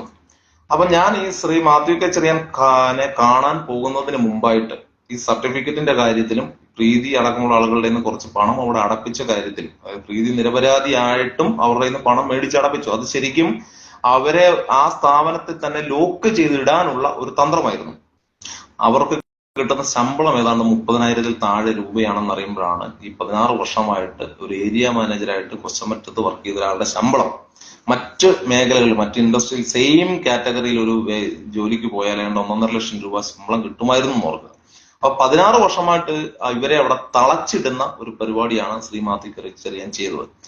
അയാളുടെ എല്ലാ കള്ളത്തരങ്ങൾക്കും കൂട്ടു നിൽക്കുന്ന ഒരാളായിട്ട് എന്നാൽ ആവശ്യം വന്നാൽ ബലിയാടാക്കണമെങ്കിൽ ഒരാളെന്നുള്ള രീതിയിലാണ്. പക്ഷെ ഒരിക്കലും മാത്യു കെ ചെറിയാൻ ചിന്തിക്കേണ്ട ഒരു കാര്യം എന്താ വെച്ചാൽ ഏതാണ്ട് 55 ബ്രാഞ്ചിൽ ഏതാണ്ട് 500 കോടി 1000 കോടി രൂപയുടെ മുക്കുപണ്ട ഇടപാടുണ്ട്. അത്രയും മുക്കുപണ്ട ഒന്നും ഒരു യുവതിക്ക് തന്നെ കയറ്റി എല്ലാ ബ്രാഞ്ചുകളിലും കയറ്റി വെക്കാൻ പറ്റില്ല എന്നുള്ള കാര്യം മിനിമം കോമൺ സെൻസ് അദ്ദേഹം അല്ലെങ്കിൽ അദ്ദേഹത്തിന് ഉണ്ടായിരുന്നെങ്കിൽ ഇത്രയും വലിയ ഇത് ചെയ്യില്ലായിരുന്നു. പക്ഷെ ഞാൻ മനസ്സിലാക്കിയിടത്തോളം ഇദ്ദേഹത്തിന് നിയമത്തെയോ നിയമവ്യവസ്ഥയോ അങ്ങനെയുള്ള കാര്യങ്ങളെയോ ഒന്നും യാതൊരു പേടിയുമില്ല. അദ്ദേഹത്തിന് ആദ്യം ചെന്ന് കണ്ടപ്പോൾ അദ്ദേഹം എന്നോട് പറഞ്ഞത്, റനീഷെ, ഈ പറഞ്ഞ കാര്യങ്ങളെല്ലാം സത്യമാണ്. പ്രീതി എന്ന് പറയുന്ന യുവതി വളരെ നിരപരാധിയാണ്. പ്രീതി എന്റെ മോളെ പോലെയാണ്. പക്ഷെ അവൾ ഇവിടുന്ന് പോയി. അവൾ അവളുടെ സ്വന്തം ഇഷ്ടപ്രകാരം പോയതാണ്. അപ്പൊ അവക്ക് വേണ്ടി അവക്ക് ഒരുപാട് നഷ്ടങ്ങളും ഈ സ്ഥാപനം മൂലം ഉണ്ടായിട്ടുണ്ട് എന്ന് എനിക്കറിയാം. പക്ഷേ ഈ പറഞ്ഞ കാര്യങ്ങളെല്ലാം അവൾ ഇവിടുന്ന് പോയി, അതുകൊണ്ട് എനിക്കൊന്നും ചെയ്യാൻ പറ്റത്തില്ല. പിന്നെ അവക്കുണ്ടായ നഷ്ടം എന്താണെന്ന് വെച്ച് കഴിഞ്ഞാൽ അത് ഞാൻ നികത്തി കൊടുക്കാം. ഇതാണ് എന്നോട് പറഞ്ഞത്. എന്നാൽ നിങ്ങൾ ഈ പറയുന്നത് പോലെ ഇല്ലീഗൽ ആക്ടിവിറ്റീസ് ഒന്നും ഇവിടെ ഇല്ല. അപ്പൊ ഞാൻ ചോദിച്ചു, സാറേ, ഈ മുക്കുപണ്ടത്തിന്റെ കാര്യം ഇങ്ങനെ പ്രീതിയിൽ നിന്ന് പറഞ്ഞാൽ ഇത്രയും കോടിക്കണക്കിന് രൂപയുടെ മുക്കുപണ്ടം ഇവിടെ വെച്ചിട്ടുണ്ടെന്ന്. അപ്പോൾ അദ്ദേഹം വളരെ നിസ്സാരമായിട്ട്, അത് സത്യത്തിൽ പറഞ്ഞാൽ എന്നെ അത്ഭുതപ്പെടുത്തിയത് ആ നിസ്സാരതയാണ്. നിസ്സാരമായിട്ട് പറഞ്ഞു, അത് നിങ്ങൾക്കറിയത്തില്ലേ, നിങ്ങൾ ഈ ഇതുപോലെ സ്ഥാപനം നടത്തുന്ന ഒരാളല്ലേ, നിങ്ങൾക്കറിയത്തില്ലേ, മുക്കുപണ്ടം എല്ലാ ബാങ്കുകളിലും നമ്മൾ ടെസ്റ്റിങ്ങിനായിട്ട് കയറ്റാറുണ്ട്. അപ്പം നമ്മുടെ എംപ്ലോയീസിനെ മുക്കുപണ്ടം കണ്ടാൽ, നമ്മുടെ അപ്രൈസർക്ക്, ഗോൾഡ് അപ്രൈസർക്ക് മുക്കുപണ്ടം കണ്ടാൽ തിരിച്ചറിയാവോ ഇല്ലെന്ന് അറിയാൻ വേണ്ടി നമ്മുടെ ആളുകൾ തന്നെ നമ്മുടെ ബ്രാഞ്ചിലേക്ക് ഈ സാധനമായിട്ട് ചെല്ലും. അപ്പൊ അത് തിരിച്ചറിയോ, അവരെ ടെസ്റ്റ് ചെയ്യാനായിട്ടുള്ള അങ്ങനെ ടെസ്റ്റിംഗ് മെറ്റീരിയൽസ് ആണ് നിങ്ങൾ ഈ പറയുന്ന കാര്യങ്ങൾ എന്ന് പറഞ്ഞു. അപ്പോൾ ഏതാണ്ട് ചാക്ക് കണക്കിന് മുക്കുപണ്ടം നമ്മൾ നേരിട്ട് കണ്ടതും അല്ലാതെയും ഫോട്ടോ അടക്കമുള്ള കാര്യങ്ങൾ നമ്മുടെ ഇരിക്കുമ്പോഴാണ് ഇദ്ദേഹം വളരെ നിസ്സാരവൽക്കരിച്ചുകൊണ്ട് ഇത് പറഞ്ഞത്. അപ്പോൾ അതിനുശേഷം ഞാൻ ചോദിച്ചു, സാറേ, വേറൊരു കാര്യം കൂടി ഉണ്ട്. പ്രീതി പറഞ്ഞൊരു കാര്യത്തിനകത്ത് സാറ് ഏതോ ഒരു നിരോധിത സംഘടനയിൽപ്പെട്ട ആളുകൾക്ക് വേണ്ടി ഈ പണം മണി ലോണ്ടറിങ് നടത്തി കൊടുത്തിട്ടുണ്ടെന്ന് പറഞ്ഞു കേട്ടല്ലോ.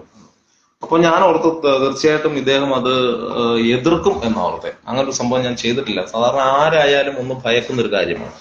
പ്രത്യേകിച്ച് നിരോധിത സംഘടനകൾക്ക് വേണ്ടി മണി ലോണ്ടറിങ് നടത്തി കൊടുക്കുക എന്ന് പറഞ്ഞാൽ രാജ്യദ്രോഹ കുറ്റമാണ്. അപ്പൊ അത്തരത്തിലൊരു രാജ്യദ്രോഹ കുറ്റം താങ്കൾ ചെയ്തിട്ടുണ്ട് എന്നൊരു ഇൻഫർമേഷൻ കിട്ടിയല്ലോ എന്ന് ചോദിക്കുമ്പോൾ അദ്ദേഹം പറയുന്നത് വളരെ നിസ്സാരവൽക്കരിച്ചുകൊണ്ട് പറഞ്ഞു, ഇതൊക്കെ ആരാ ഇവിടെ ചെയ്യാത്തത്? ഇവിടുത്തെ എല്ലാ NBFCകളും ഇത് ചെയ്യും. ഞാൻ ഇവിടെ വരുന്നവന്റെയും പോകുന്നവന്റെയും ചരിത്രം തിരക്കാൻ നിന്നാൽ എന്റെ ബിസിനസ് നഷ്ടപ്പെടും. അതുകൊണ്ട് ഞാൻ അതൊന്നും തിരക്കാറില്ല. പൈസയായിട്ട് വരുന്നവന് അതൊക്കെ ഞാൻ വേണ്ടതൊക്കെ ചെയ്തു കൊടുക്കും. അപ്പം ലക്ഷക്കണക്കിന് ആളുകളുടെ നിക്ഷേപം കൂടാതെ പല ആളുകളുടെ നിന്നും കള്ളപ്പണമായിട്ട് തന്നെ സ്വീകരിക്കുകയും അതിന്റെ ഇൻട്രസ്റ്റ് പണമായിട്ട് കൊടുക്കുകയും ചെയ്യുന്നുണ്ട്. ചില ആളുകൾക്ക് പണമായിട്ടല്ല, ചില ആളുകൾക്ക് എംപ്ലോയീസിന്റെ അക്കൗണ്ടിൽ നിന്ന് കൊടുക്കും. ഇത് എന്നെ കേൾക്കുന്ന അല്ലെങ്കിൽ ഈ ലൈവ് കാണുന്ന കൊച്ചമറ്റത്തിലെ ഒരുമാതിരിപ്പെട്ട എംപ്ലോയീസിനെല്ലാം ഈ വിവരം അറിയാമെന്ന് ഞാൻ കരുതുന്നു. അപ്പൊ അത്തരത്തിൽ പണമായിട്ട് നിങ്ങളുടെയൊക്കെ അക്കൗണ്ടിലൂടെ നിങ്ങൾ ഒരു കസ്റ്റമർക്ക് അങ്ങനെ ക്യാഷ് അവരുടെ ഇൻട്രസ്റ്റ് കൊടുക്കുന്നുണ്ടെങ്കിൽ പ്രിയപ്പെട്ട സഹോദരി സഹോദരങ്ങളെ, നിങ്ങൾ ചെയ്യുന്നത് വലിയ കുറ്റകരമാണ്. കാരണം കള്ളപ്പണത്തിന്റെ പലിശയാണ് നിങ്ങൾ അക്കൗണ്ടിലേക്ക് ഗൂഗിൾ പേ വഴിയൊക്കെ അയച്ചു കൊടുത്തുകൊണ്ടിരിക്കുന്നത് എന്ന് നിങ്ങൾ മനസ്സിലാക്കുക.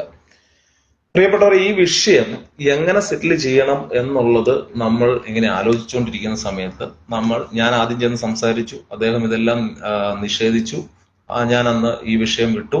ഞാൻ അന്ന് തന്നെ അദ്ദേഹത്തോട് പറഞ്ഞു, സാറേ ഇന്നപോലെയൊക്കെ നമ്മൾ കേട്ടു, സാറിനോടത് ചോദിച്ചു, സാർ ഇതെല്ലാം നിഷേധിച്ച സ്ഥിതിക്ക് ഞാൻ ഈ വിഷയം ഇതോടുകൂടി വിടുന്നു എന്ന് പറഞ്ഞിട്ട് ഞാൻ കൊശമറ്റത്തിന്റെ ഹെഡ് ഓഫീസിൽ നിന്ന് ഇറങ്ങി. അന്ന് വൈകിട്ട് ശ്രീ മാത്യു കെ ചെറിയാന്റെ ഒരു വിളി എനിക്ക് വരുന്നു. വാട്സപ്പിലാണ് വിളിച്ചത്. വാട്സപ്പിൽ വിളിച്ചിട്ട് പറയുന്നു, റെനീഷ് എന്റെ കൂടെ നിൽക്കണം, നിങ്ങൾക്ക് വേണ്ടത് എന്താണെന്ന് വെച്ചാൽ ഞാൻ തരാം. അദ്ദേഹം ഏതൊരു 50 ലക്ഷം രൂപ എനിക്ക് ഓഫർ ചെയ്തു. അപ്പോൾ ഞാൻ പറഞ്ഞു, സാറേ നമ്മൾ 50 ലക്ഷമല്ല 1 കോടിയോ 2 കോടിയോ 5 കോടിയോ ഒക്കെ അതിന്റെ സംഭവത്തിന്റെ ഗ്രാവിറ്റി അല്ലെങ്കിൽ നമ്മുടെ ക്ലയന്റുമായിട്ട് ബന്ധപ്പെട്ട വിഷയത്തിന് അതിനനുസരിച്ച് നമ്മൾ കൺസൾട്ടൻസി ചാർജ് മേടിക്കുന്ന സ്ഥാപനം തന്നെയാണ്.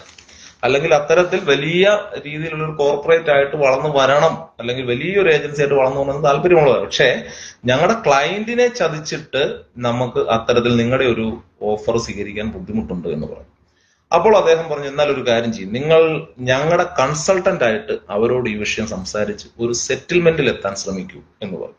ഞാൻ പറഞ്ഞു, അത് തീർച്ചയായിട്ടും ചെയ്യാം. കാരണം നമുക്ക് ഈ പറഞ്ഞ കാര്യങ്ങളൊക്കെ നമ്മൾ ചെയ്തുകൊണ്ടിരിക്കുന്ന കാര്യങ്ങളാണ്. ഇത്തരത്തിലുള്ള സർവീസുകൾ, കൺസൾട്ടൻസി നിങ്ങൾക്ക് വേണ്ടി എന്നല്ല ആർക്ക് വേണ്ടി നമ്മൾ ചെയ്യും. ഒരു മീഡിയേഷൻ ആണ് സാർ ഉദ്ദേശിക്കുന്നതെങ്കിൽ അങ്ങനെ മീഡിയേഷൻ എടുക്കാൻ പറയുന്നു. അപ്പോൾ നമ്മുടെ ഒരു സൈഡിൽ ഞാനിത് സംസാരിച്ചുകൊണ്ടിരിക്കുമ്പോൾ നമ്മുടെ മാനേജ്മെന്റ് ടീം ഈ പറഞ്ഞ കമ്പനിയെ കുറിച്ച് വളരെ വിശദമായിട്ട് പഠിച്ചുകൊണ്ടിരിക്കുകയാണ്.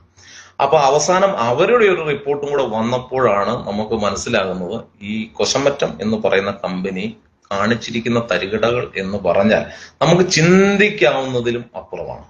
അദ്ദേഹം ഏതാണ്ടൊരു നമുക്ക് ഇതിനിടയ്ക്ക് ഇയാളൊരു നമ്മളെ ചതിക്കുന്ന തരത്തിലൊരു പ്രവർത്തനം കൂടി ചെയ്തു. അതുകൊണ്ടാണ് സത്യത്തിൽ നമുക്ക് ഈ പറഞ്ഞ കാര്യങ്ങൾ പുറം ലോകത്തോട് വിളിച്ചു പറയേണ്ട ഒരു ഗതികേട് വന്നത്. ഇത് വിളിച്ചു പറയാൻ 2-3 കാര്യങ്ങളുണ്ട്. ഒന്ന്, ഇവിടുത്തെ സർവ്വ മീഡിയകളെയും ഇദ്ദേഹം കെട്ടേണ്ട പോലെ കെട്ടി. നിങ്ങൾക്കറിയാം, ഇന്നലത്തെ മനോരമ പത്രത്തിൽ വലിയൊരു പരസ്യം വന്നത് ഇതിന്റെ ഭാഗമായിട്ടാണ്. ഏതാണ്ട് എല്ലാ മീഡിയകൾക്കും ഇവർ പുതിയ പരസ്യത്തിന്റെ പാക്കേജ് കൊടുത്തിട്ടുണ്ട്. അപ്പൊ അങ്ങനെ ആ പരസ്യത്തിന്റെ പാക്കേജായിട്ട് പരസ്യം കാണിക്കാനായിട്ടല്ല, നിങ്ങൾക്ക് ആർക്കെങ്കിലും അറിയാമോ കൊശമറ്റത്തിന്റെ പരസ്യം ഇതിന് മാത്രം ചാനലുകളിൽ വരുന്നത് വളരെ ചുരുക്കമായിട്ടേ ഞാൻ കണ്ടിട്ടുള്ളൂ. എന്നാൽ കൊശമറ്റം ഏതാണ്ട് 25 കോടി രൂപ ഇവിടത്തെ ഒരു അഡ്വർടൈസിങ് ഏജൻസിക്ക് മാസം കൊടുക്കുന്നു. ആ അഡ്വർടൈസിങ് ഏജൻസി വഴിയാണ് ഈ പറഞ്ഞ ചാനലുകൾക്കും പത്രമാധ്യമങ്ങൾക്കും എല്ലാം ഈ പണം ഡിവൈഡ് ചെയ്ത് ഓരോരുത്തരുടെ പോർഷൻ പോകും. ഏതാണ്ട് മാസപ്പടി എന്നൊക്കെ പറയാം. ഇത് ഞാൻ മാസപ്പടി എന്ന് പറയാൻ കാരണം, ഒരിക്കലും ഒരു സർവീസ് ഈ പറഞ്ഞ ചാനലുകാർ കൊശമറ്റത്തിന് വേണ്ടി ചെയ്യുന്നില്ല. കൊശമറ്റത്തിന്റെ ഒരു പരസ്യവും കാണിക്കുന്നില്ല. കൊശമറ്റത്തിന്റെ പരസ്യം വളരെ ചുരുക്കമായിട്ടാണ് കാണുന്നത്. അപ്പൊ ഈ പരസ്യങ്ങൾ കൊടുക്കാതെ തന്നെ ഈ പണം കൈപ്പറ്റുമ്പോഴാണ് ഈ പറയുന്ന ഇത് മാസപ്പടിയായി മാറുന്നത്. അത്തരത്തിൽ ഒരു മാസപ്പടി വർഷങ്ങളായിട്ട് ഇദ്ദേഹം കൊടുത്തുകൊണ്ടിരിക്കുന്നത് കൊണ്ട് ഇവിടുത്തെ മാധ്യമങ്ങളൊന്നും തന്നെ കൊശമറ്റത്തിന്റെ ഈ തട്ടിപ്പുകൾ അറിഞ്ഞുകൊണ്ട് ഇതൊന്നും പുറത്തു വിടാതെ ഇരിക്കുന്നു. അവർക്ക് പരസ്യമാണ്, അവരുടെ നിലനിൽപ്പിന്റെ വിഷയമാണ്. ഇത് എല്ലാ ചാനലുകളും, നമ്മുടെ മാധ്യമ സുഹൃത്തുക്കൾ പലരും നമ്മളോട് തുറന്നു പറഞ്ഞിട്ടുണ്ട്. എല്ലാ ചാനലിന്റെയും ഒരുമാതിരിപ്പെട്ട എല്ലാ ചാനലുകളും ഓൺലൈൻ മീഡിയാസുമായിട്ട് നമ്മൾ ഇത്തരം കേസുകൾ ഡിസ്കസ് ചെയ്തതാണ്. ഈ കേസ് ഡിസ്കസ് ചെയ്തപ്പോൾ എല്ലാവരും പറഞ്ഞ ഒരേ ഒരു കാര്യമാണ്, അവരെ പിണക്കാൻ പറ്റില്ല, ഞങ്ങളുടെ ചാനലിൽ അങ്ങനെ വാർത്ത കൊടുക്കാൻ പറ്റില്ല. കാരണം ഞങ്ങൾക്ക് ഇത്രയും വലിയ റവന്യൂ കിട്ടുന്നത് ഒരു സ്ഥാപനമാണ്, എന്നാൽ ഇവർക്ക് യാതൊരു ചെലവുമില്ല, അവരുടെ പരസ്യമൊന്നും ചെയ്യണ്ട. അത്തരത്തിൽ പല മാധ്യമ സ്ഥാപനങ്ങളും ഇവരുടെ ഫണ്ട് കൈപ്പറ്റിക്കൊണ്ടാണ്, പല മാധ്യമ സ്ഥാപനങ്ങളൊന്നല്ല, ഇവിടുത്തെ എല്ലാ മാധ്യമ സ്ഥാപനങ്ങളും. അതിനകത്ത് നമ്മൾ 1-2 ഓൺലൈൻ മാധ്യമങ്ങളോട് നമ്മൾ ഈ സംഭവം പറഞ്ഞത്, അവര് അത് വാർത്തയാക്കുകയും ചെയ്തു. എന്നാൽ 1-2 ദിവസത്തിനുള്ളിൽ ആ വാർത്തകൾ നമ്മുടെ സോഷ്യൽ മീഡിയയിൽ നിന്ന് അപ്രത്യക്ഷമാവുകയും ചെയ്തു. എനിക്ക് തോന്നുന്നു ഇപ്പൊ കേരള ടൈംസ് എന്ന് പറഞ്ഞ ഒരു ചാനലിൽ മാത്രം, ഒരു നമ്മുടെ ഓൺലൈൻ ചാനലിൽ മാത്രം, ഫേസ്ബുക്കിൽ നോക്കിയാൽ അറിയാം, അതിൽ മാത്രം കുറച്ച് വാർത്തകൾ ഇതിനെക്കുറിച്ചുള്ള ഈ സംഭവത്തുമായിട്ട് ബന്ധപ്പെട്ട് കിടപ്പുണ്ട്.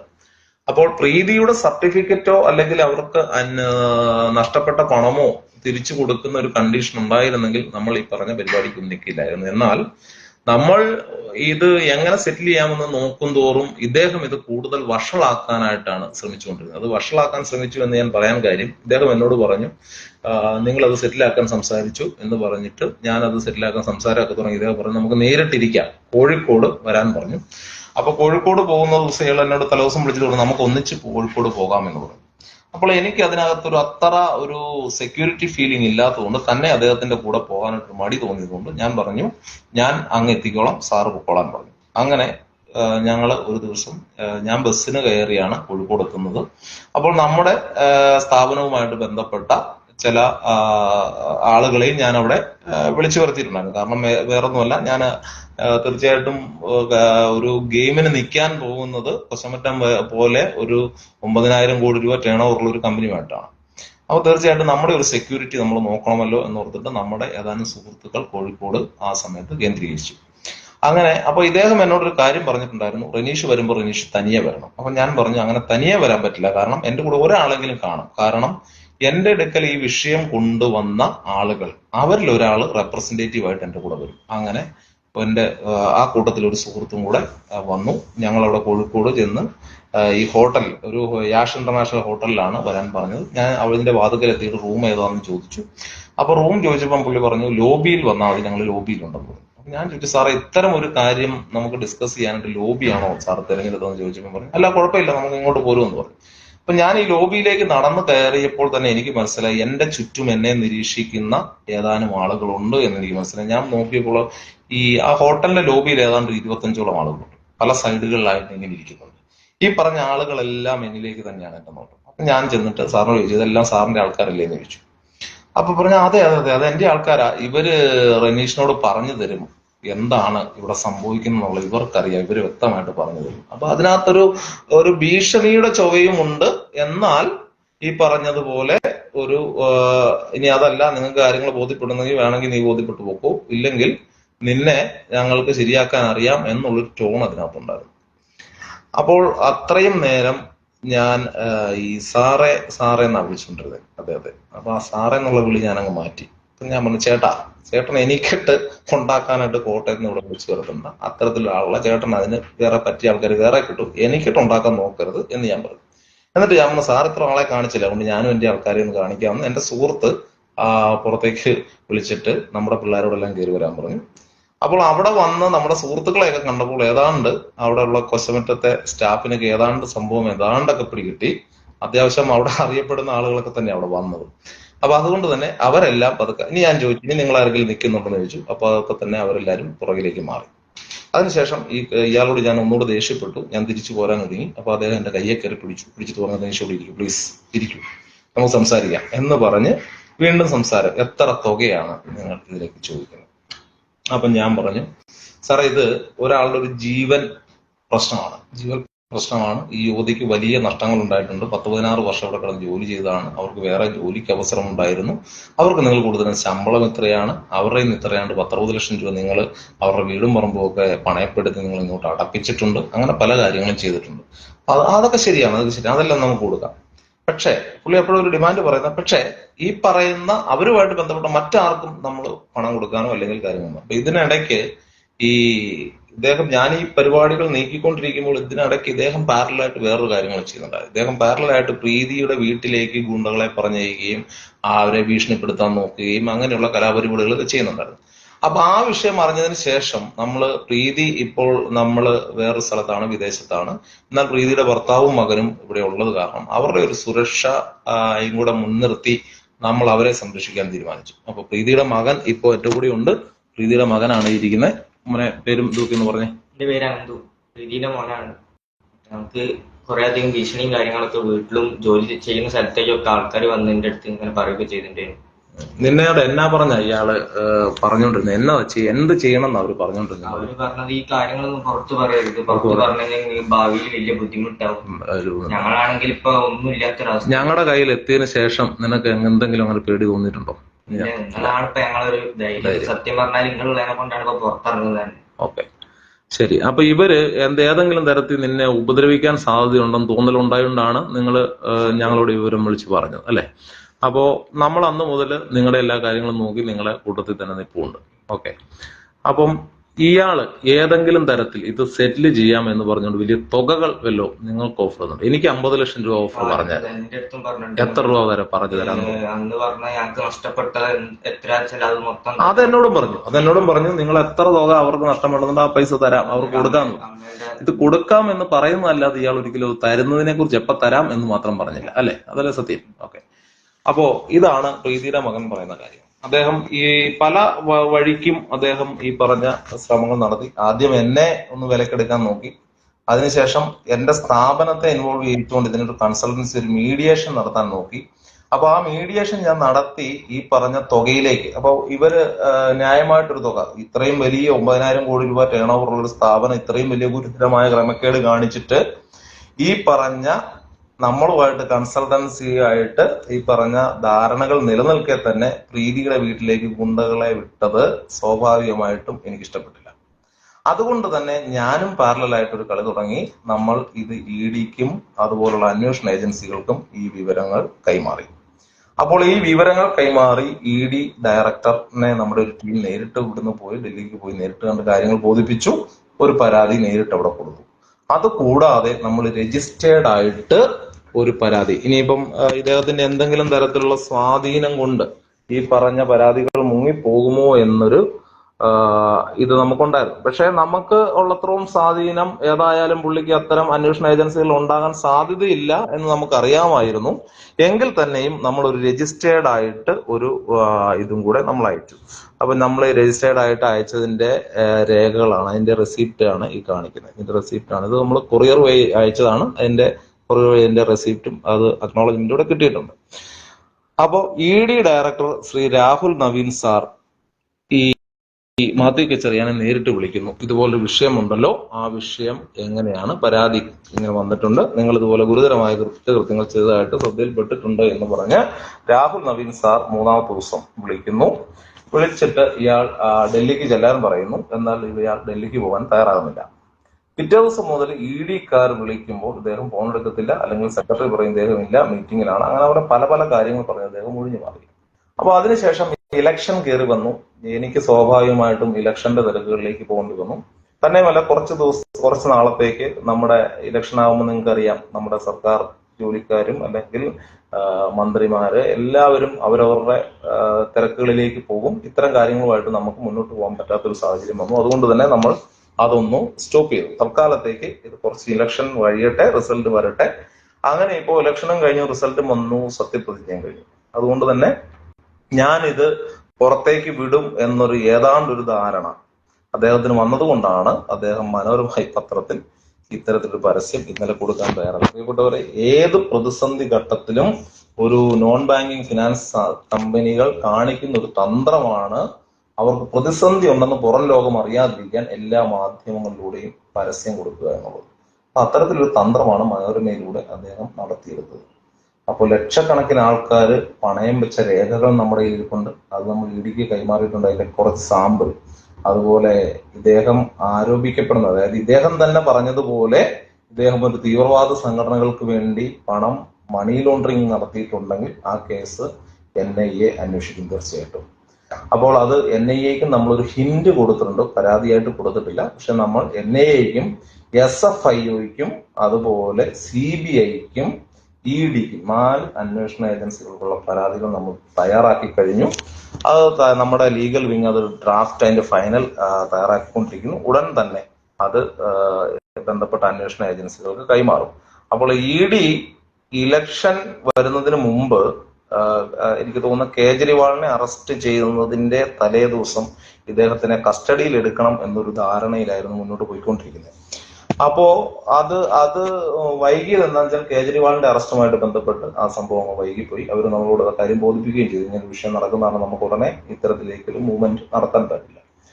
അപ്പോൾ നമ്മൾ ഈ ഒരു വിഷയം മറ്റ് പല അതായത് സെൻട്രൽ ഗവൺമെന്റിലെ ഉന്നതരായിട്ടുള്ള രാഷ്ട്രീയക്കാരോടും, അതായത് മന്ത്രി മിനിസ്റ്റേഴ്സ് പോലുള്ള ഏതാനും ആളുകളോട് നമ്മൾ സൂചിപ്പിച്ചിട്ടുണ്ട്.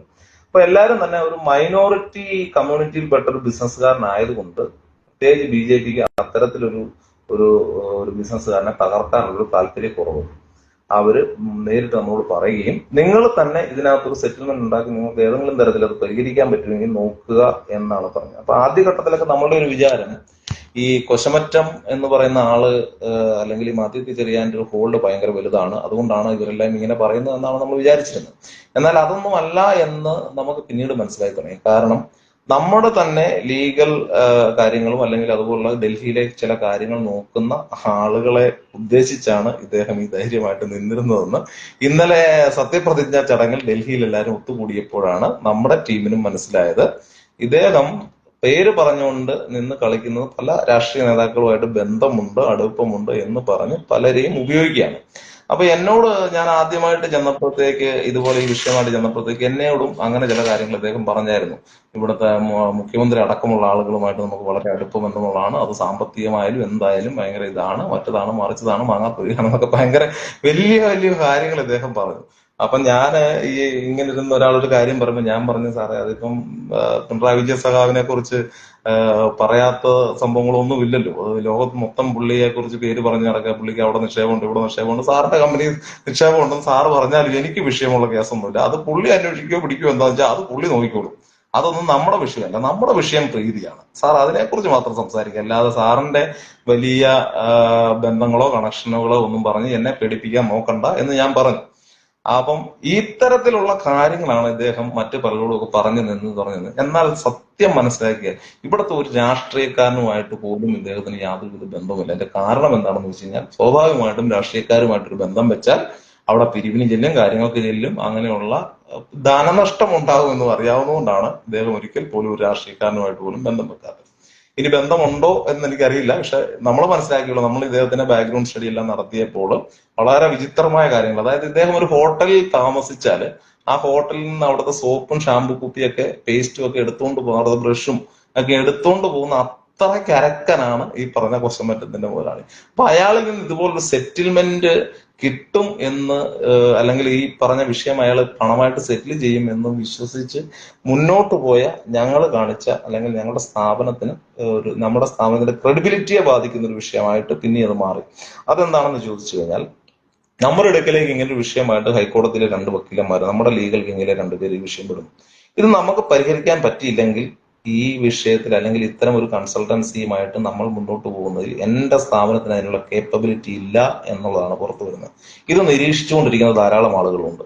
എന്താണ് ഇവർ ചെയ്യുന്നത്? ഇവിടെ നമ്മൾ ഈ ഓഫീസ് തുടങ്ങിയിട്ട് ഇവിടെ പോലീസിൽ നിന്ന് സ്പെഷ്യൽ ബ്രാഞ്ച് സെൻട്രൽ ആൾക്കാർ വന്നു, കേരള സ്റ്റേറ്റിന്റെ സ്പെഷ്യൽ ബ്രാഞ്ചുകാർ വന്നു. എന്താണ് നമ്മൾ ചെയ്യുന്ന സർവീസുകൾ കാര്യങ്ങളെല്ലാം നമ്മളന്ന് പറഞ്ഞു കൊടുത്ത് അന്വേഷണമൊക്കെ അവർ നടത്തി പോയതാണ്.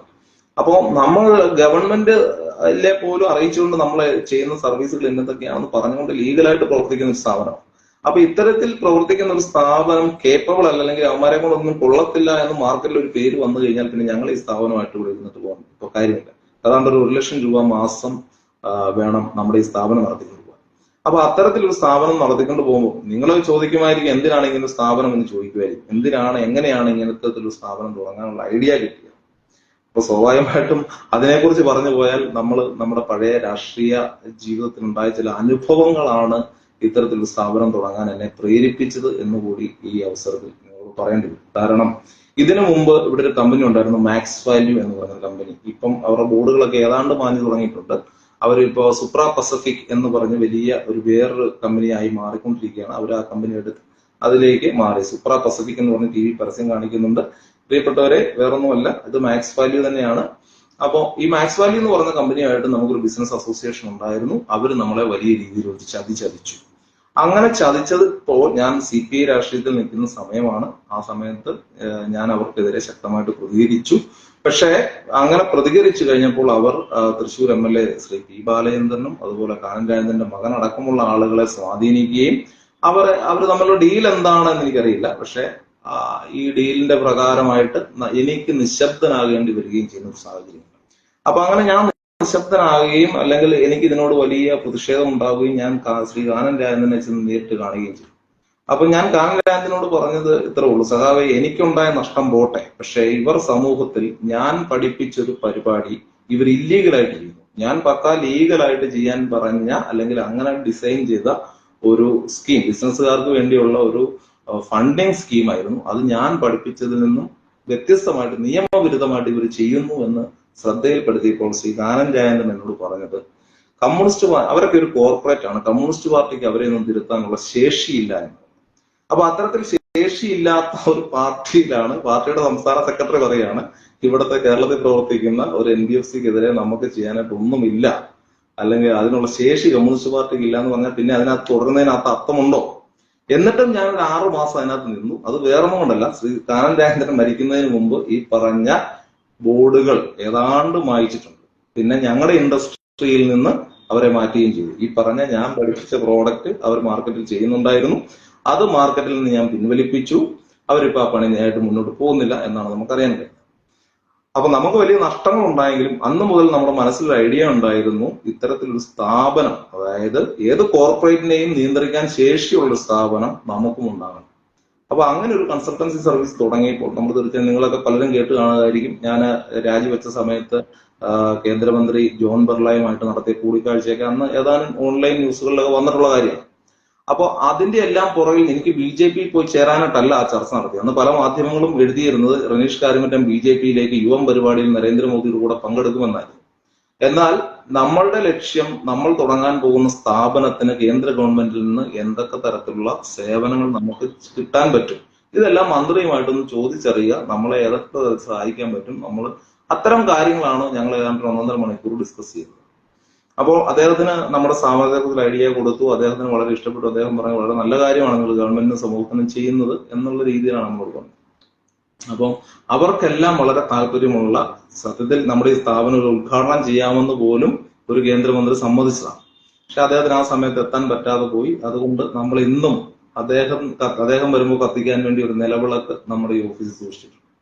അപ്പൊ പ്രിയപ്പെട്ടവരെ, നമ്മൾക്ക് ഉള്ള ഈ പറഞ്ഞ ബന്ധങ്ങളും കാര്യങ്ങളും എല്ലാം ഇത്തരം കാര്യങ്ങൾക്ക് വേണ്ടി, അതായത് ഒരു അന്യായമായിട്ടൊരു യുവതിക്കുണ്ടായ നഷ്ടങ്ങൾ നികത്താൻ നമ്മൾ ശ്രമിക്കുമ്പോൾ അദ്ദേഹം ഈ പറഞ്ഞ കൊശമറ്റം മാത്യു ചെറിയൻ ഏത് വലിപ്പമുള്ള ആളായാലും എത്ര വലിയ ആളായാലും അയാളെ ഞങ്ങളുടെ സ്ഥാപനത്തിന് ചെറിയതായിരിക്കാം, പക്ഷെ ഞങ്ങൾക്ക് ഒരു ക്രെഡിബിലിറ്റി ഉണ്ട്. അദ്ദേഹം ഞങ്ങളോടുള്ളൊരു വാക്കാണ് അദ്ദേഹം തെറ്റിച്ചത്. ഞങ്ങളുടെ സ്ഥാപനമായിട്ടുള്ള വാക്ക് തെറ്റിച്ചു, അദ്ദേഹം അതിൽ നിന്ന് പിൻവാങ്ങി, അദ്ദേഹം ഞങ്ങളെ പറ്റിച്ചു എന്നൊരു ഘട്ടത്തിലാണ് ഞങ്ങൾ ഈ പറഞ്ഞ കാര്യങ്ങളെല്ലാം മുന്നോട്ട് പോയിക്കൊണ്ടിരിക്കുന്നത്. അതുകൊണ്ട് തന്നെ 2-3 കാര്യങ്ങളാണ് ഇനി കൊശമറ്റത്ത് സംഭവിക്കാനുള്ളത്. അദ്ദേഹം ചിന്തിച്ചിടത്തോളം അദ്ദേഹത്തിനെ സ്വാധീനിക്കാൻ പറ്റുന്ന ആളുകളെ നമ്മൾ ഇതുമായിട്ട് ബന്ധപ്പെടുത്തി. അപ്പോൾ നമ്മുടെ സമൂഹത്തിലെ പല പ്രമുഖരും ഈ വിഷയത്തിൽ ഇടപെട്ടതാണ്. അവരെല്ലാം അദ്ദേഹം വലിപ്പിച്ചു എന്ന് പറഞ്ഞാൽ ഞാനിപ്പോ സെറ്റിൽ ചെയ്യും, മറ്റതാണ്, ഞാനിത് കാര്യങ്ങളൊക്കെ ചെയ്യാം, നിങ്ങൾ ഇടപെട്ടതല്ലേ, മറ്റതല്ലേ, മറിച്ച് അങ്ങനെ 1-2 ആഴ്ച അങ്ങനെ ഒരാളെയും കൊണ്ടുപോകും.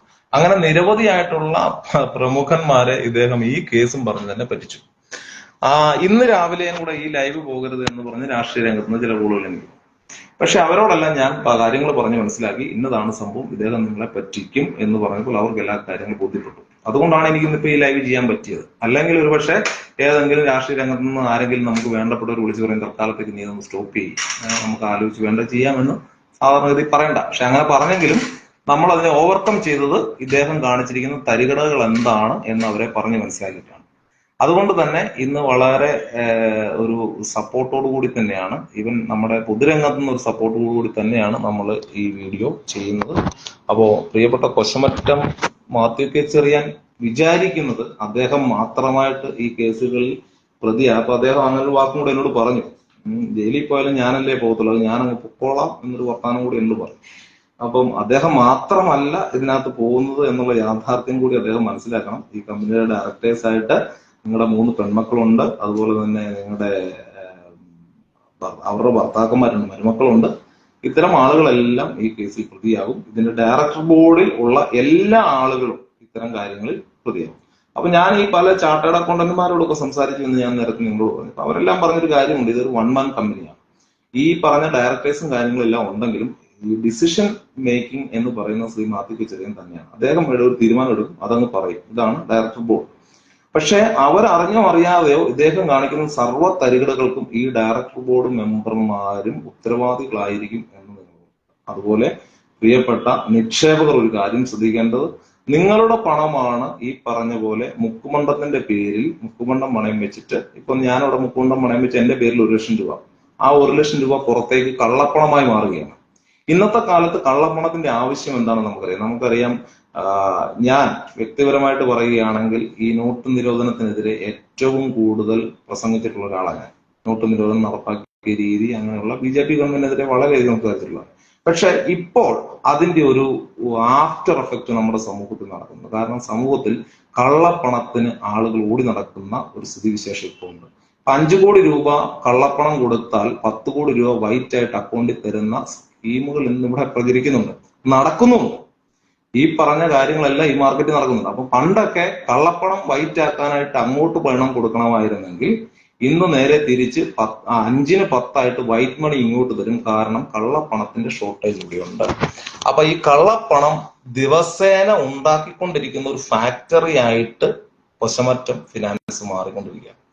അപ്പോൾ അവര് ലക്ഷക്കണക്കിന് ആളുകളുടെ പേരിൽ ഈ പറഞ്ഞ പണയം വെച്ച് 1 ലക്ഷം രൂപ വെച്ച് എടുക്കുമ്പോൾ 1,99,000 സംതിങ് ഒക്കെയാണ് തുക. ഇതൊക്കെ വെച്ച് എടുത്ത് ലക്ഷക്കണക്കിന് രൂപ കമ്പനിയുടെ പുറത്തേക്ക് എത്തിക്കുകയാണ് കള്ളപ്പണമായിട്ട്. ഇതാണ് മറ്റു പല ബിസിനസ്സുകളിലും ഇവർ ഇൻവെസ്റ്റ് ചെയ്യുകയും മറ്റു പല നമുക്ക് ആർക്കും അറിയാൻ മേലാതെ ഒരുപാട് അസറ്റ്സ് ഇദ്ദേഹം ഉണ്ടാക്കിയിട്ടുണ്ട് പേഴ്സണലി.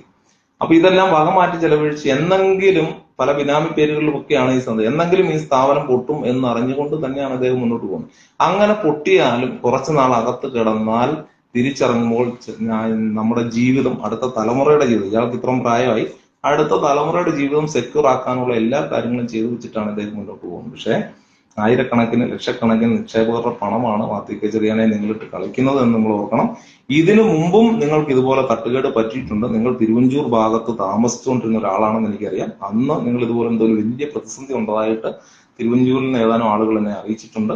അപ്പൊ അന്ന് നിങ്ങൾ അവിടുന്ന് വാടക വീട്ടിൽ താമസിച്ചിട്ട് നിങ്ങൾ അവിടുന്ന് മുങ്ങുകയായിരുന്നു. അതുപോലെ നിങ്ങളിപ്പോ 137 വർഷമോ അങ്ങനെ എന്തോ പാരമ്പര്യം ഇപ്പം നിങ്ങളുടെ കമ്പനിക്ക് പറയും. നിങ്ങൾക്ക് കാണിച്ചു തരാമോ കൊശമറ്റം ഫിനാൻസ് ലിമിറ്റഡ് എന്ന് പറയുന്ന കമ്പനി ഏതെങ്കിലും അതായത് രജിസ്ട്രാർ ഓഫ് കമ്പനീസിൽ എന്നാ തുടങ്ങിയെന്നുള്ള കാണിച്ചു തരാം. ഞാൻ കാണിച്ചു തരാം. അപ്പൊ ഇതിന്റെ പാരമ്പര്യം ഈ 137 വർഷത്തൊന്നും അല്ല, ഈ 10-30 വർഷം. ഞാനത് നേരത്തെ ഈ വിഷയം പഠിച്ചപ്പോഴത്തേക്ക് നോക്കിയത്, കൃത്യം ഡേറ്റ് ഓർക്കുന്നില്ല. അപ്പൊ 10-30 വർഷമായിട്ടുള്ളൂ ശരിക്കും ഈ കൊശമറ്റം ഫിനാൻസ് ലിമിറ്റഡ് ഉണ്ടായിട്ട്.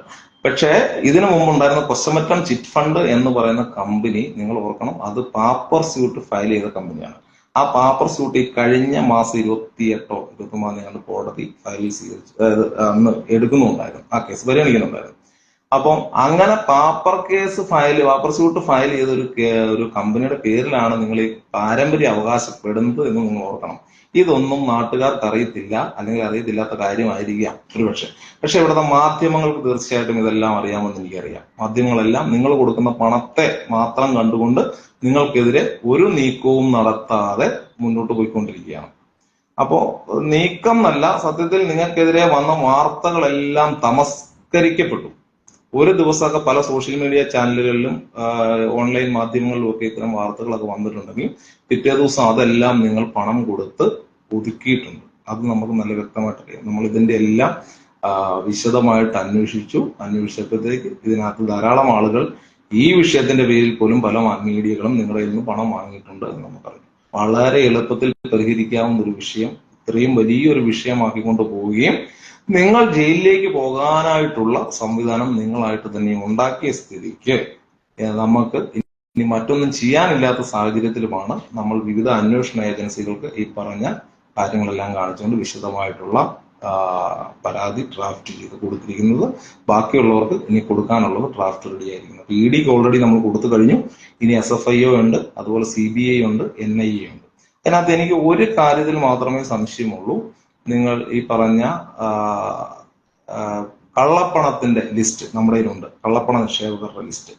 അപ്പൊ ഈ കള്ളപ്പണ നിക്ഷേപകരുടെ ലിസ്റ്റ് ഉണ്ടെങ്കിലും അതിനകത്ത് അവരുടെ ഐഡന്റിറ്റി തെളിയിക്കുന്ന കാര്യങ്ങളൊന്നും നമുക്ക് കിട്ടിയിട്ടില്ല. അതുകൊണ്ട് തന്നെ നിങ്ങൾ അത് ബോധപൂർവം ചെയ്തതാണെന്ന് ഞങ്ങൾ കരുതുന്നു. കാരണം മറ്റൊന്നുമല്ല, ഈ പണം ഒരിക്കലും ഈ കള്ളപ്പണം നിക്ഷേപിച്ച് ആരെങ്കിലും മരിച്ചു പോയിട്ടുണ്ടെങ്കിൽ ഒരുപക്ഷെ അവരുടെ വീട്ടുകാർ ഇത് അവകാശപ്പെട്ടാൽ അവിടെ തിരിച്ചു കൊടുക്കാതിരിക്കുന്നതിന് വേണ്ടി മാത്രമാണ് നിങ്ങൾ ID പ്രൂഫ് അവിടെ സൂക്ഷിക്കാത്തതെന്ന് ഞങ്ങൾ മനസ്സിലാക്കുന്നു. അപ്പൊ അത്തരത്തിലൊരു ലാഭവും കൂടി നിങ്ങൾക്കുണ്ട്. അതുകൊണ്ട് നമ്മുടെ കയ്യിലിരിക്കുന്ന പണം ഏതെങ്കിലും ബാങ്കുകളിൽ നിക്ഷേപിക്കാവുന്നതാണെങ്കിൽ അത്തരത്തിൽ നിക്ഷേപിക്കുക. കൊശമറ്റം പോലുള്ള തട്ടിപ്പ് സ്ഥാപനങ്ങളിൽ ഇനി പണം ഇടാതിരിക്കുക.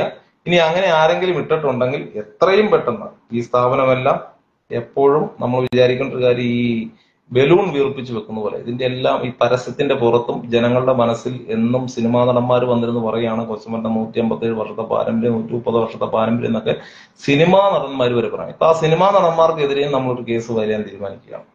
കാരണം ഒരു സ്ഥാപനം ഇത്രയും വർഷത്തെ പാരമ്പര്യം അവകാശപ്പെട്ട് അവരുടെ പരസ്യം നിങ്ങൾ അവർക്ക് വേണ്ടി പരസ്യം ചെയ്യുമ്പോൾ എന്തുകൊണ്ട് ഈ സ്ഥാപനത്തെ കുറിച്ച് പഠിക്കാതെ ചെയ്തില്ല എന്നുള്ളതുകൊണ്ട് അവർക്കെതിരെ നമ്മൾ ഒരു കേസ് ഫയൽ ചെയ്യാൻ തീരുമാനമായിട്ടുണ്ട്. അതിന്റെ ഡിസ്കഷൻ നടന്നുകൊണ്ടിരിക്കുന്നു.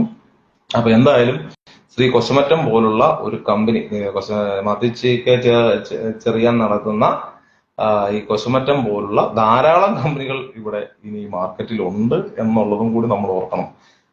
ഇതിനകത്ത് രസകരമായ കാര്യം, കൊശമറ്റം ഇത്തരത്തിലൊരു തട്ടിപ്പ് നടത്തിയിട്ടുണ്ടെങ്കിൽ പ്രിയപ്പെട്ടവരെ, ഇതേ തട്ടിപ്പ് തന്നെയായിരിക്കും മറ്റു പല NBFCകളും കാണിച്ചിരിക്കാൻ സാധ്യത.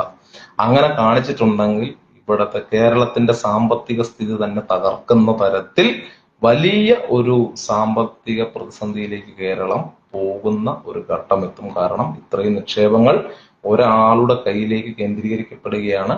നമുക്ക് കിട്ടിയ വിവരമനുസരിച്ച്, ഒരു ചാനൽ മേധാവി നമ്മളോട് പറഞ്ഞ വിവരമനുസരിച്ച്, ഇദ്ദേഹം ഏതാണ്ട് 1000 കോടി രൂപയോളം വിദേശത്ത് പല കാര്യങ്ങൾക്കായിട്ട് ഇൻവെസ്റ്റ് ചെയ്തതായിട്ട് നമുക്ക് മനസ്സിലായിട്ടുണ്ട്. അതായത് ഇവർ പണമെല്ലാം ഇവിടുന്ന് വിദേശത്തേക്ക് കടത്തുകയോ അല്ലെങ്കിൽ അത്തരത്തിൽ വിദേശ ബിസിനസ്സുകൾ ആരംഭിക്കുകയോ ചെയ്തിട്ടുണ്ട്. അപ്പം ഈ രാജ്യത്ത് നിന്ന് പുറത്തു പോയാലും അല്ലെങ്കിൽ രക്ഷപ്പെടാനായിട്ട് അല്ലെങ്കിൽ തലമുറയ്ക്ക് അടുത്ത ഫാമിലിക്കാണെങ്കിലും വേറെ രാജ്യത്ത് പോയി സെറ്റിൽ ചെയ്യാനായിട്ടുള്ള എല്ലാ സംവിധാനങ്ങളും ചെയ്തു വെച്ചിട്ടാണ് ഇവർ പോയിരിക്കുന്നത്. ഇതിനു മുമ്പ് ഞാൻ ഇതുപോലൊരു വിഷയത്തിൽ ഇടപെട്ടിട്ടുണ്ട്. NBFCകളുടെ കാര്യത്തിൽ അങ്ങനെയാണ് എനിക്കൊരു പ്രവൃത്തി പരിചയമുള്ളത്. ഇതുപോലെ കോട്ടയത്ത് ഒരു സിക്സ്ടെക് എന്ന് പറയുന്നൊരു കമ്പനി ഉണ്ടായിരുന്നു, സിക്സ്ടെക്. അത് ഇതുപോലെ ഏതാണ്ട് മാർക്കറ്റിൽ നിന്ന് 25 കോടി രൂപയോളം കളക്ട് ചെയ്ത് ഇവിടുന്ന് പ്രവർത്തനം നടത്തി കണ്ണൂർ പോയി ആ സ്ഥാപനം നടത്തി വരികയെ, സുഗമമായി നടത്തി വരികയെ, ഇവിടുന്ന് നിക്ഷേപകരുടെ പരാതിയുമായിട്ട് ബന്ധപ്പെട്ട് ഞാൻ അന്ന് ന്യൂ ജനറേഷൻ ബാങ്ക് എംപ്ലോയീസ് യൂണിയനിൽ പ്രവർത്തിക്കുന്ന സമയമാണ്. അതിന്റെ കോട്ടയം ജില്ലാ സെക്രട്ടറി ആയിരുന്നു ATCയുടെ. ആ സമയത്ത് ഞാൻ ഇവിടുന്ന് ബസ് വിളിച്ച് സമരം നടത്തി ഇവിടുന്ന് ആളുകളെ കൊണ്ടുപോയി കണ്ണൂർ പോയി അവരുടെ ഹെഡ് ഓഫീസ് അടച്ചിട്ടുണ്ട്. അങ്ങനെ അന്ന് ഞാൻ അത് പൂട്ടിച്ച് അവിടുന്ന് കണ്ണൂർ ആ സ്ഥാപനം പൂട്ടി, ഞാനാണ് പൂട്ടി ഷട്ടർ ഇട്ടിട്ട് പോരുന്നത്. അങ്ങനെ അന്ന് ഷട്ടർ ഇട്ടിട്ട് പോകുന്നതിന് ശേഷം അവിടെ പ്രചരിച്ചൊരു കഥയുണ്ട്. അതായത് കോട്ടയത്ത് നിന്ന് റനീഷ് കാര്യമറ്റം എന്ന് പറയുന്ന ഒരു നേതാവ് വന്നിട്ട് ഇവിടെ ഈ സ്ഥാപനം പൂട്ടിച്ചു, നല്ല നിലയിൽ നടന്നു വന്ന ഒരു സ്ഥാപനം പൂട്ടിച്ചു. അങ്ങനെ ഒരു ചീത്തപ്പേര് എനിക്കുണ്ട് പണ്ടേ ഒരു സ്ഥാപനം. അതുകൊണ്ട് തന്നെ ഈ കൊശമറ്റത്തിന്റെ വിഷയത്തിനകത്ത് നമ്മൾ ബന്ധപ്പെട്ടപ്പോൾ അത്തരത്തിൽ ആരോപണങ്ങൾ ഉണ്ടാകാൻ സാധ്യതയുണ്ട് എന്ന് മനസ്സിലാക്കിക്കൊണ്ട് തന്നെ വളരെ മാന്യമായ രീതിയിലാണ് ഇത് മുന്നോട്ട് പോയിക്കൊണ്ടിരുന്നത്. എന്നാൽ ഇദ്ദേഹം നമ്മളെ വല്ലാതെ അങ്ങ് അണ്ടർ എസ്റ്റിമേറ്റ് ചെയ്തു. അദ്ദേഹം നോക്കിയപ്പോൾ അദ്ദേഹം ഇതിലേക്കൂടെ നടക്കുന്ന ഒരു സാധാരണ ചെറുപ്പക്കാരൻ എനിക്കെതിരെ എന്താണ് ചെയ്യാൻ പോകുന്നത് എന്ന് തെറ്റിദ്ധരിച്ചിട്ടുണ്ടെങ്കിൽ, പ്രിയ ശ്രീ മാത്യു കെ ചെറിയാനെ, കൊശമറ്റമേ, ഇന്നലെ സത്യപ്രതിജ്ഞയ്ക്ക് ശേഷം ഡൽഹിയിൽ നടന്ന കേരളത്തിൽ നിന്നുള്ള പ്രധാനപ്പെട്ട ആളുകളുടെ എല്ലാം ഡിസ്കഷൻ നിങ്ങളെ കുറിച്ചായിരുന്നു എന്ന് നിങ്ങൾ മനസ്സിലാക്കുക. നിങ്ങൾക്കുള്ള ചായയും പരിപ്പൂടെയും അവിടെ തയ്യാറായി വരുന്നുണ്ട്. അത് ഉടനെ തന്നെ വന്ന് കുടിക്കാനുള്ള സംവിധാനം നിങ്ങൾ ചെയ്യണം. അല്ലെങ്കിൽ നിങ്ങളെ ഇവിടെ വന്ന് അവർ വേണ്ട വിധത്തിൽ സ്വീകരിച്ച് ആനയിച്ചുകൊണ്ട് കൊണ്ടുപോകും എന്ന ഒരു കാര്യം കൂടി നിങ്ങൾ ഓർക്കുക. അപ്പൊ നിങ്ങൾ ഇനി രാജ്യം വിടാൻ പദ്ധതി എന്തെങ്കിലും ഇട്ടിട്ടുണ്ടെങ്കിൽ അതൊക്കെ പോയി എവിടെയെങ്കിലും കൂടി രക്ഷപ്പെടുക. ഇനി എനിക്കെതിരെ ഇതിനു മുമ്പ് കൊടുത്ത പരാതി പോലെ ഇയാളൊരു ചെറിയൊരു തരികട പരിപാടിയും കൂടി ഇതിനിടയ്ക്ക് കാണിച്ചു. എനിക്കെതിരെ ഞാൻ അതായത് ഇവരുമായിട്ട് നെഗോഷിയേറ്റ് ചെയ്ത ഒരു തുക ഫിക്സ് ചെയ്യും. ആ തുകയെ കുറിച്ച് ഇദ്ദേഹത്തിനോട് ഇട്ട ഒരു വോയിസ് ക്ലിപ്പ് ഇദ്ദേഹം പോലീസിനും ഇവിടുത്തെ ചാനലുകൾക്കെല്ലാം കൊടുത്തു. അതായത് ഞാൻ ബ്ലാക്ക് മെയിൽ ചെയ്യാൻ ശ്രമിക്കുന്നതായിട്ടും ഇദ്ദേഹം തുക ചോദിച്ചുണ്ട്. അത് കേട്ടാൽ ആർക്കും തോന്നുന്നു സ്വാഭാവികമായിട്ടും ഞാൻ അദ്ദേഹത്തോട് തുക ചോദിക്കുന്നതായിട്ടും, ഞാനല്ല, എന്റെ കക്ഷിക്ക് വേണ്ടി തുക അവർ ഇത്രയാണ് ആവശ്യപ്പെടുന്നത്, സാറേ ഞാനത് ഇത്രയ്ക്കൊക്കെ സെറ്റാക്കി തരാം എന്നൊക്കെ പറയുന്ന ഒരു ഓഡിയോ ക്ലിപ്പ് മാധ്യമങ്ങൾക്കും പോലീസിനും ഇദ്ദേഹം കൊടുത്തിട്ടുണ്ട്. അപ്പൊ അത് വെച്ച് ഞാൻ അങ്ങനെ ഭീഷണിപ്പെടുത്തുന്ന വീഡിയോ ആണെന്നാണ് ഇദ്ദേഹം പ്രചരിപ്പിച്ചത്. സത്യത്തിൽ ഇയാൾ തന്നെ പറഞ്ഞിട്ട് ഇവരോട് നെഗോഷിയേറ്റ് ചെയ്തതിന്റെ റിസൾട്ട് ഞാൻ ഇദ്ദേഹം ഫോൺ വിളിച്ചിട്ട് എടുക്കാതെ വന്നപ്പോൾ ആ റിസൾട്ട് ഞാൻ ഇട്ടുകൊടുത്തതാണ് സത്യത്തിൽ അത്. അപ്പോ അത് വെച്ചിട്ട് ചില മാധ്യമങ്ങളൊക്കെ ഞാൻ ഏതാണ്ട് ഇതിന് ശ്രമിക്കുകയാണെന്നുള്ള ധാരണയിൽ എത്തിയിട്ടുണ്ടെങ്കിൽ പ്രിയപ്പെട്ടവരെ, മുഴുവൻ ഡേറ്റാസും നമ്മുടെ കയ്യിലുണ്ട്. നിങ്ങൾക്ക് ചാനലുകളിൽ ഈ വിവരം കാണിക്കാൻ ധൈര്യമുണ്ടെങ്കിൽ, നട്ടലുണ്ടെങ്കിൽ മാത്രം കാണിക്കുക. ഇനി കാണിച്ചില്ലെങ്കിലും ഈ കൊശമറ്റം മാത്യു കെ ചെറിയാനെ അറസ്റ്റ് ചെയ്ത വാർത്തകൾ വരുമ്പോൾ എന്തായാലും നിങ്ങൾക്കത് കാണിക്കാതിരിക്കാൻ പറ്റില്ലല്ലോ. അപ്പോൾ നിങ്ങൾ കാണിച്ചാൽ മതി. അതുവരെ ഇത് ഇങ്ങനെ ഫേസ്ബുക്ക് ലൈവ് പോകാൻ കാര്യം ഇതിന്റെ പുറകിൽ നമ്മൾ ഉണ്ട് എന്ന് കൃത്യമായിട്ട് ഏതാണ്ട് 4 മാസമായി ഈ വിഷയമായിട്ട്, അല്ലെ 4 മാസമായില്ലേ മോനെ? 4 മാസം 5 മാസം എങ്ങാണ്ടായി വിഷയമായിട്ട് ബന്ധപ്പെട്ട് ഇയാളുമായിട്ട്. അപ്പോ അതുകൊണ്ട് എത്രയും പെട്ടെന്ന് പ്രീതിക്ക് കിട്ടാനുള്ള നഷ്ടപരിഹാരവും അതുപോലെ അവരുടെ രേഖകളും തിരിച്ചു കൊടുക്കാനുള്ള സംവിധാനത്തിലേക്കല്ല നിങ്ങൾ നീങ്ങുന്നുണ്ടെങ്കിൽ നിങ്ങൾക്ക് അത് അത്ര ശുഭകരമായിരിക്കില്ല. നിങ്ങൾ എത്ര കൊമ്പനാണെങ്കിലും നിങ്ങളെ കൂട്ടിയിരിക്കും. അക്കാര്യത്തിൽ ഒരു സംശയം വേണ്ട. ഇത് നിങ്ങൾ കൊശമറ്റമാണെങ്കിൽ ഇത് കാര്യമറ്റമാണ്. റനീഷ് കാര്യമറ്റമാണ് പറയുന്നത്. ഇത് നിങ്ങൾ കൃത്യമായിട്ട് പാലിക്കും. നിങ്ങൾ ഇത്രയും നാളും പല പ്രമുഖരെയും പറ്റിച്ചവരായിരിക്കത്തില്ല. അവസാന കളിക്ക് നമ്മൾ സ്ഥാപനം നേരിട്ട് തന്നെയാണ് ഇറങ്ങിയിരിക്കുന്നത്. അപ്പം നമ്മൾ വിട്ട പല സന്ദേശവാഹകരെ നിങ്ങൾ അപമാനിക്കുന്ന തരത്തിൽ ആണ് പെരുമാറിയിട്ടുള്ളത്. അവരാരും നിസ്സാരക്കാരല്ല എന്ന് നിങ്ങൾക്കറിയാം. ഇവിടുത്തെ ചാനൽ മുതലാളിമാർ മുതല്, ഇവിടുത്തെ പ്രമുഖരായ ചാർട്ടേഡ് അക്കൗണ്ടന്റുമാർ മുതല്, ഇവിടുത്തെ രാഷ്ട്രീയ രംഗത്തുള്ളവരെയൊക്കെയാണ് നിങ്ങൾ അപമാനിച്ചിരിക്കുന്നത്. അതുകൊണ്ട് നിങ്ങൾക്ക് യാതൊരു തരത്തിലുള്ള സപ്പോർട്ടും ഇവിടുന്ന് കിട്ടുകയല്ല. ഇനി കിട്ടിയാൽ തന്നെ നിങ്ങൾ കാണിച്ചിരിക്കുന്ന ഗുരുതരമായ കുറ്റകൃത്യങ്ങൾ ഓർക്കുമ്പോൾ ആർക്കും നിങ്ങളെ സപ്പോർട്ട് ചെയ്യാൻ സാധിക്കില്ല. ഈവൻ നിങ്ങൾ ഇനിയൊരു കാര്യം മനസ്സിലാക്കേണ്ടത്, നിങ്ങൾ ആരെ സമീപിച്ചാലും, ഈ വിഷയമായിട്ട് ബന്ധപ്പെട്ട് ആരെ സമീപിച്ചാലും മിനിറ്റുകൾക്കുള്ളിൽ അവരുടെ വിളി ഞങ്ങളിലേക്ക് എത്തുന്നുണ്ട് എന്നുകൂടി നിങ്ങൾ മനസ്സിലാക്കുക. നിങ്ങൾ ബന്ധപ്പെടുന്ന നേതാക്കന്മാര് ആയിട്ട് നിങ്ങൾ വിചാരിക്കുന്നവരെന്നും ഈ പറഞ്ഞ കാര്യങ്ങളിലൊന്നും നിങ്ങളെ സഹായിക്കില്ല എന്നുകൂടി മനസ്സിലാക്കുക.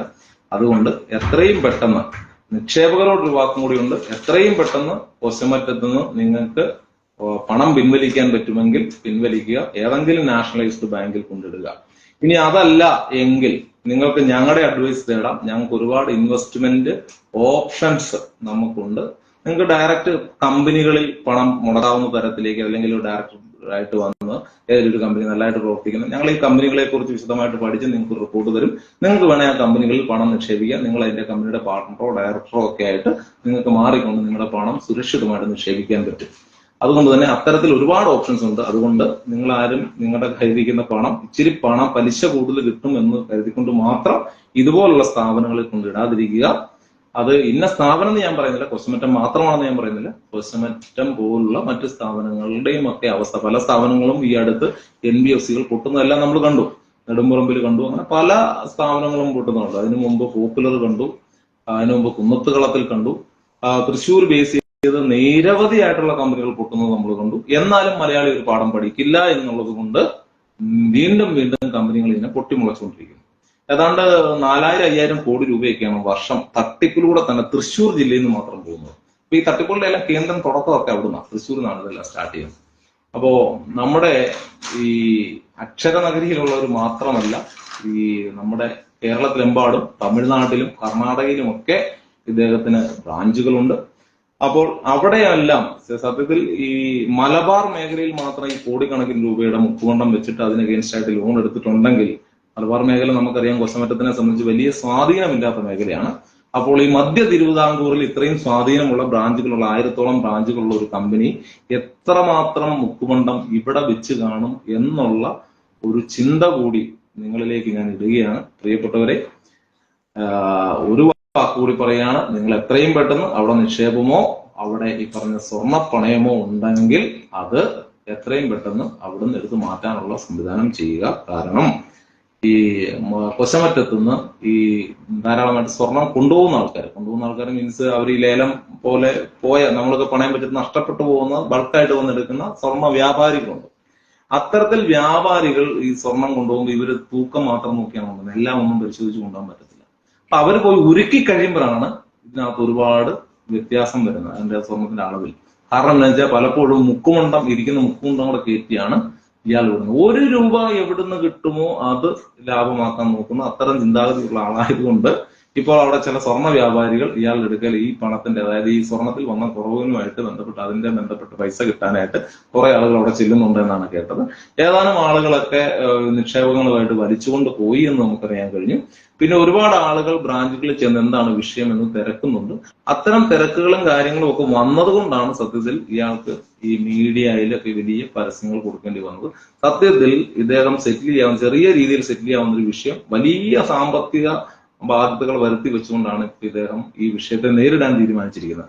അദ്ദേഹം ഈ വിഷയത്തിൽ എങ്ങനെ നേരിടാൻ തീരുമാനിച്ചാലും അതിലും വലിയ രീതിയിൽ നേരിടാൻ തന്നെ തീരുമാനിച്ചുകൊണ്ടാണ് Raz financial services and consultancy service ഈ വിഷയത്തിൽ ഇടപെട്ടിരിക്കുന്നത്. അതുകൊണ്ട് ഇത് റനീഷ് കാര്യമറ്റം മാത്രം ഒതുങ്ങുന്ന ഒരു കമ്പനിയല്ല. ഇതിനകത്ത് പല പ്രമുഖരും ഇൻവോൾവ്മെന്റ് ഉണ്ട്. പല ആളുകൾക്ക് പല സർക്കാർ സംവിധാനത്തിന്റെയും പിന്തുണയോടുകൂടിയും അല്ലെങ്കിൽ അവരുടെ ഒരു സഹായങ്ങളും ഒക്കെ ഇതിനകത്തുള്ള ഒരു സ്ഥാപനമാണിത് എന്ന് നിങ്ങൾ ഓർക്കുക. പൊളിറ്റിക്കലായിട്ടോ നോൺ പൊളിറ്റിക്കലായിട്ടോ നിങ്ങൾക്ക് പ്രയോഗിക്കാവുന്ന മുഴുവൻ സ്വാധീനങ്ങളും നിങ്ങൾ പ്രയോഗിച്ചുകൊള്ളുക. എന്തു തന്നെയായാലും സത്യം ജയിക്കും, നിങ്ങൾ പരാജയപ്പെടും എന്നുള്ള കാര്യം മാത്രം മനസ്സിലാക്കുക. കൊശമറ്റം ചെറിയാൻ അതുപോലെ തന്നെ നിങ്ങളുടെ ഈ പാരമ്പര്യം പറഞ്ഞുകൊണ്ടുള്ള നിങ്ങളുടെ ഈ ഇന്നലത്തെ പത്രപരസ്യം അതിനെതിരെയും നമ്മൾ വേണ്ടി വന്നാൽ കോടതിയിൽ ഒരു കേസ് ഫയൽ ചെയ്യും. നിങ്ങൾ എങ്ങനെയാണ് ഈ പാരമ്പര്യം അവകാശപ്പെടുന്നത് എന്ന് നിങ്ങൾ വ്യക്തമായിട്ട് പറയേണ്ടി വരും. അതുകൊണ്ട് നിങ്ങൾ നിങ്ങളുടെ വഴിക്ക് പോവുക, ഞങ്ങൾ ഞങ്ങളുടെ നടപടികളുമായിട്ട് ഞങ്ങൾ മുന്നോട്ട് പോകുന്നു. നമുക്ക് യോഗമുണ്ടെങ്കിൽ കാണാം. നിങ്ങൾ അകത്ത് പോവുകയാണെങ്കിൽ എന്തായാലും നിങ്ങളെ വന്ന് ഞാൻ സന്ദർശിക്കും എന്നുള്ളൊരു ഉറപ്പ് നിങ്ങൾക്ക് ഞാൻ വാഗ്ദാനം ചെയ്യുകയാണ്. പ്രിയപ്പെട്ടവരെ, ഇതുവരെ എന്നെ കേട്ടുകൊണ്ടിരുന്ന എല്ലാവർക്കും ഞാൻ നന്ദി അറിയിക്കുകയാണ്. അതോടൊപ്പം നിങ്ങൾ എല്ലാവരും ഇതൊന്ന് ഷെയർ ചെയ്യണമെന്ന് അഭ്യർത്ഥിക്കുകയാണ്. കാരണം മുഖ്യധാര മാധ്യമങ്ങളെല്ലാം തന്നെ അവരുടെ മുതലാളിമാർ നമ്മളോട് ഈ ബുദ്ധിമുട്ട്, ചാനലുകളിലെ എംപ്ലോയീസ് അല്ല ഞാൻ പറയുന്നത്, ചാനലുകളുടെ മുതലാളിമാർ തന്നെ നമ്മളോട് ഈ കാര്യത്തിൽ വാർത്ത കൊടുക്കുന്നവരിൽ ബുദ്ധിമുട്ടുണ്ട് എന്ന് പറഞ്ഞിട്ടുണ്ട്. എന്നാൽ നിങ്ങൾ സോഷ്യൽ മീഡിയയിൽ ഒരു തരംഗമായിട്ട് അല്ലെങ്കിൽ ഒരു ഇതുണ്ടാക്കിയെടുക്കുകയാണെങ്കിൽ സ്വാഭാവികമായിട്ടും ചാനലുകൾക്ക് അത് ഏറ്റെടുക്കേണ്ടി വരും. അപ്പൊ നിങ്ങളായിട്ട് തുടങ്ങിക്കൂ, ബാക്കി ഞങ്ങൾ ചെയ്തു തരാം. അല്ലാതെ കൊച്ചമറ്റത്തിനെതിരെ ഡയറക്റ്റ് ഞങ്ങൾക്ക് ഒരു വാർത്ത കൊടുക്കാൻ പറ്റില്ല എന്ന് എല്ലാ ചാനൽ മുതലാളിമാരും നമ്മളെ അറിയിച്ചിട്ടുള്ളതാണ്. അതുകൊണ്ടാണ് നമുക്ക് ഇത്തരത്തിലൊരു ലൈവ് ചെയ്യേണ്ടി വരുന്നത്. പ്രിയപ്പെട്ടവരെ, എല്ലാവരും മാക്സിമം ഇതൊന്ന് ഷെയർ ചെയ്ത് സഹായിക്കണമെന്ന് അഭ്യർത്ഥിക്കുകയാണ്. ധാരാളം ആളുകളുടെ നിക്ഷേപങ്ങളും അല്ലെങ്കിൽ സ്വർണവും ഒക്കെ അവിടുന്ന് രക്ഷപ്പെടുത്തി എടുക്കേണ്ടതുണ്ട്. സാധാരണ ബാങ്കുകൾ, പല ബാങ്കുകളും പ്രതിസന്ധിയിലാകാനായിട്ട് ഈ ഒരു ഒറ്റ കാരണം മതി. 1000-ലധികം കോടികൾ ബാങ്കുകൾ ഈ എങ്ങേർക്ക് കൊടുത്തിട്ടുണ്ട്. അപ്പം ബാങ്ക് അധികാരികളും ഈ പറഞ്ഞ കൊച്ചമറ്റത്തിന് ലോൺ കൊടുത്തിട്ടുള്ള മുഴുവൻ ബാങ്ക് അധികാരികളും ഈ വിഷയത്തിൽ സജീവമായിട്ട് ഇടപെട്ട് സംഭവിച്ചിരിക്കുന്നത് എന്താണെന്ന് മനസ്സിലാക്കിക്കൊണ്ട് സമൂഹത്തിന് വലിയ ആഘാതം ഉണ്ടാക്കാവുന്ന ഈ ഒരു പ്രശ്നത്തിൽ ഇടപെട്ട് വേണ്ടത് എത്രയും പെട്ടെന്ന് ചെയ്യുക എന്ന് ബാങ്ക് അധികാരികളെ ഓർമ്മപ്പെടുത്തിക്കൊണ്ട് ഞാൻ എൻ്റെ ഈ ലൈവിൽ നിന്ന് വിടവാങ്ങുകയാണ്. നിങ്ങൾക്ക് ഏവർക്കും ഒരിക്കൽ കൂടി നന്ദി അറിയിച്ചുകൊണ്ട് സ്നേഹപൂർവ്വം Raneesh Kariyamattam, managing partner, Raz financial services. Thank U.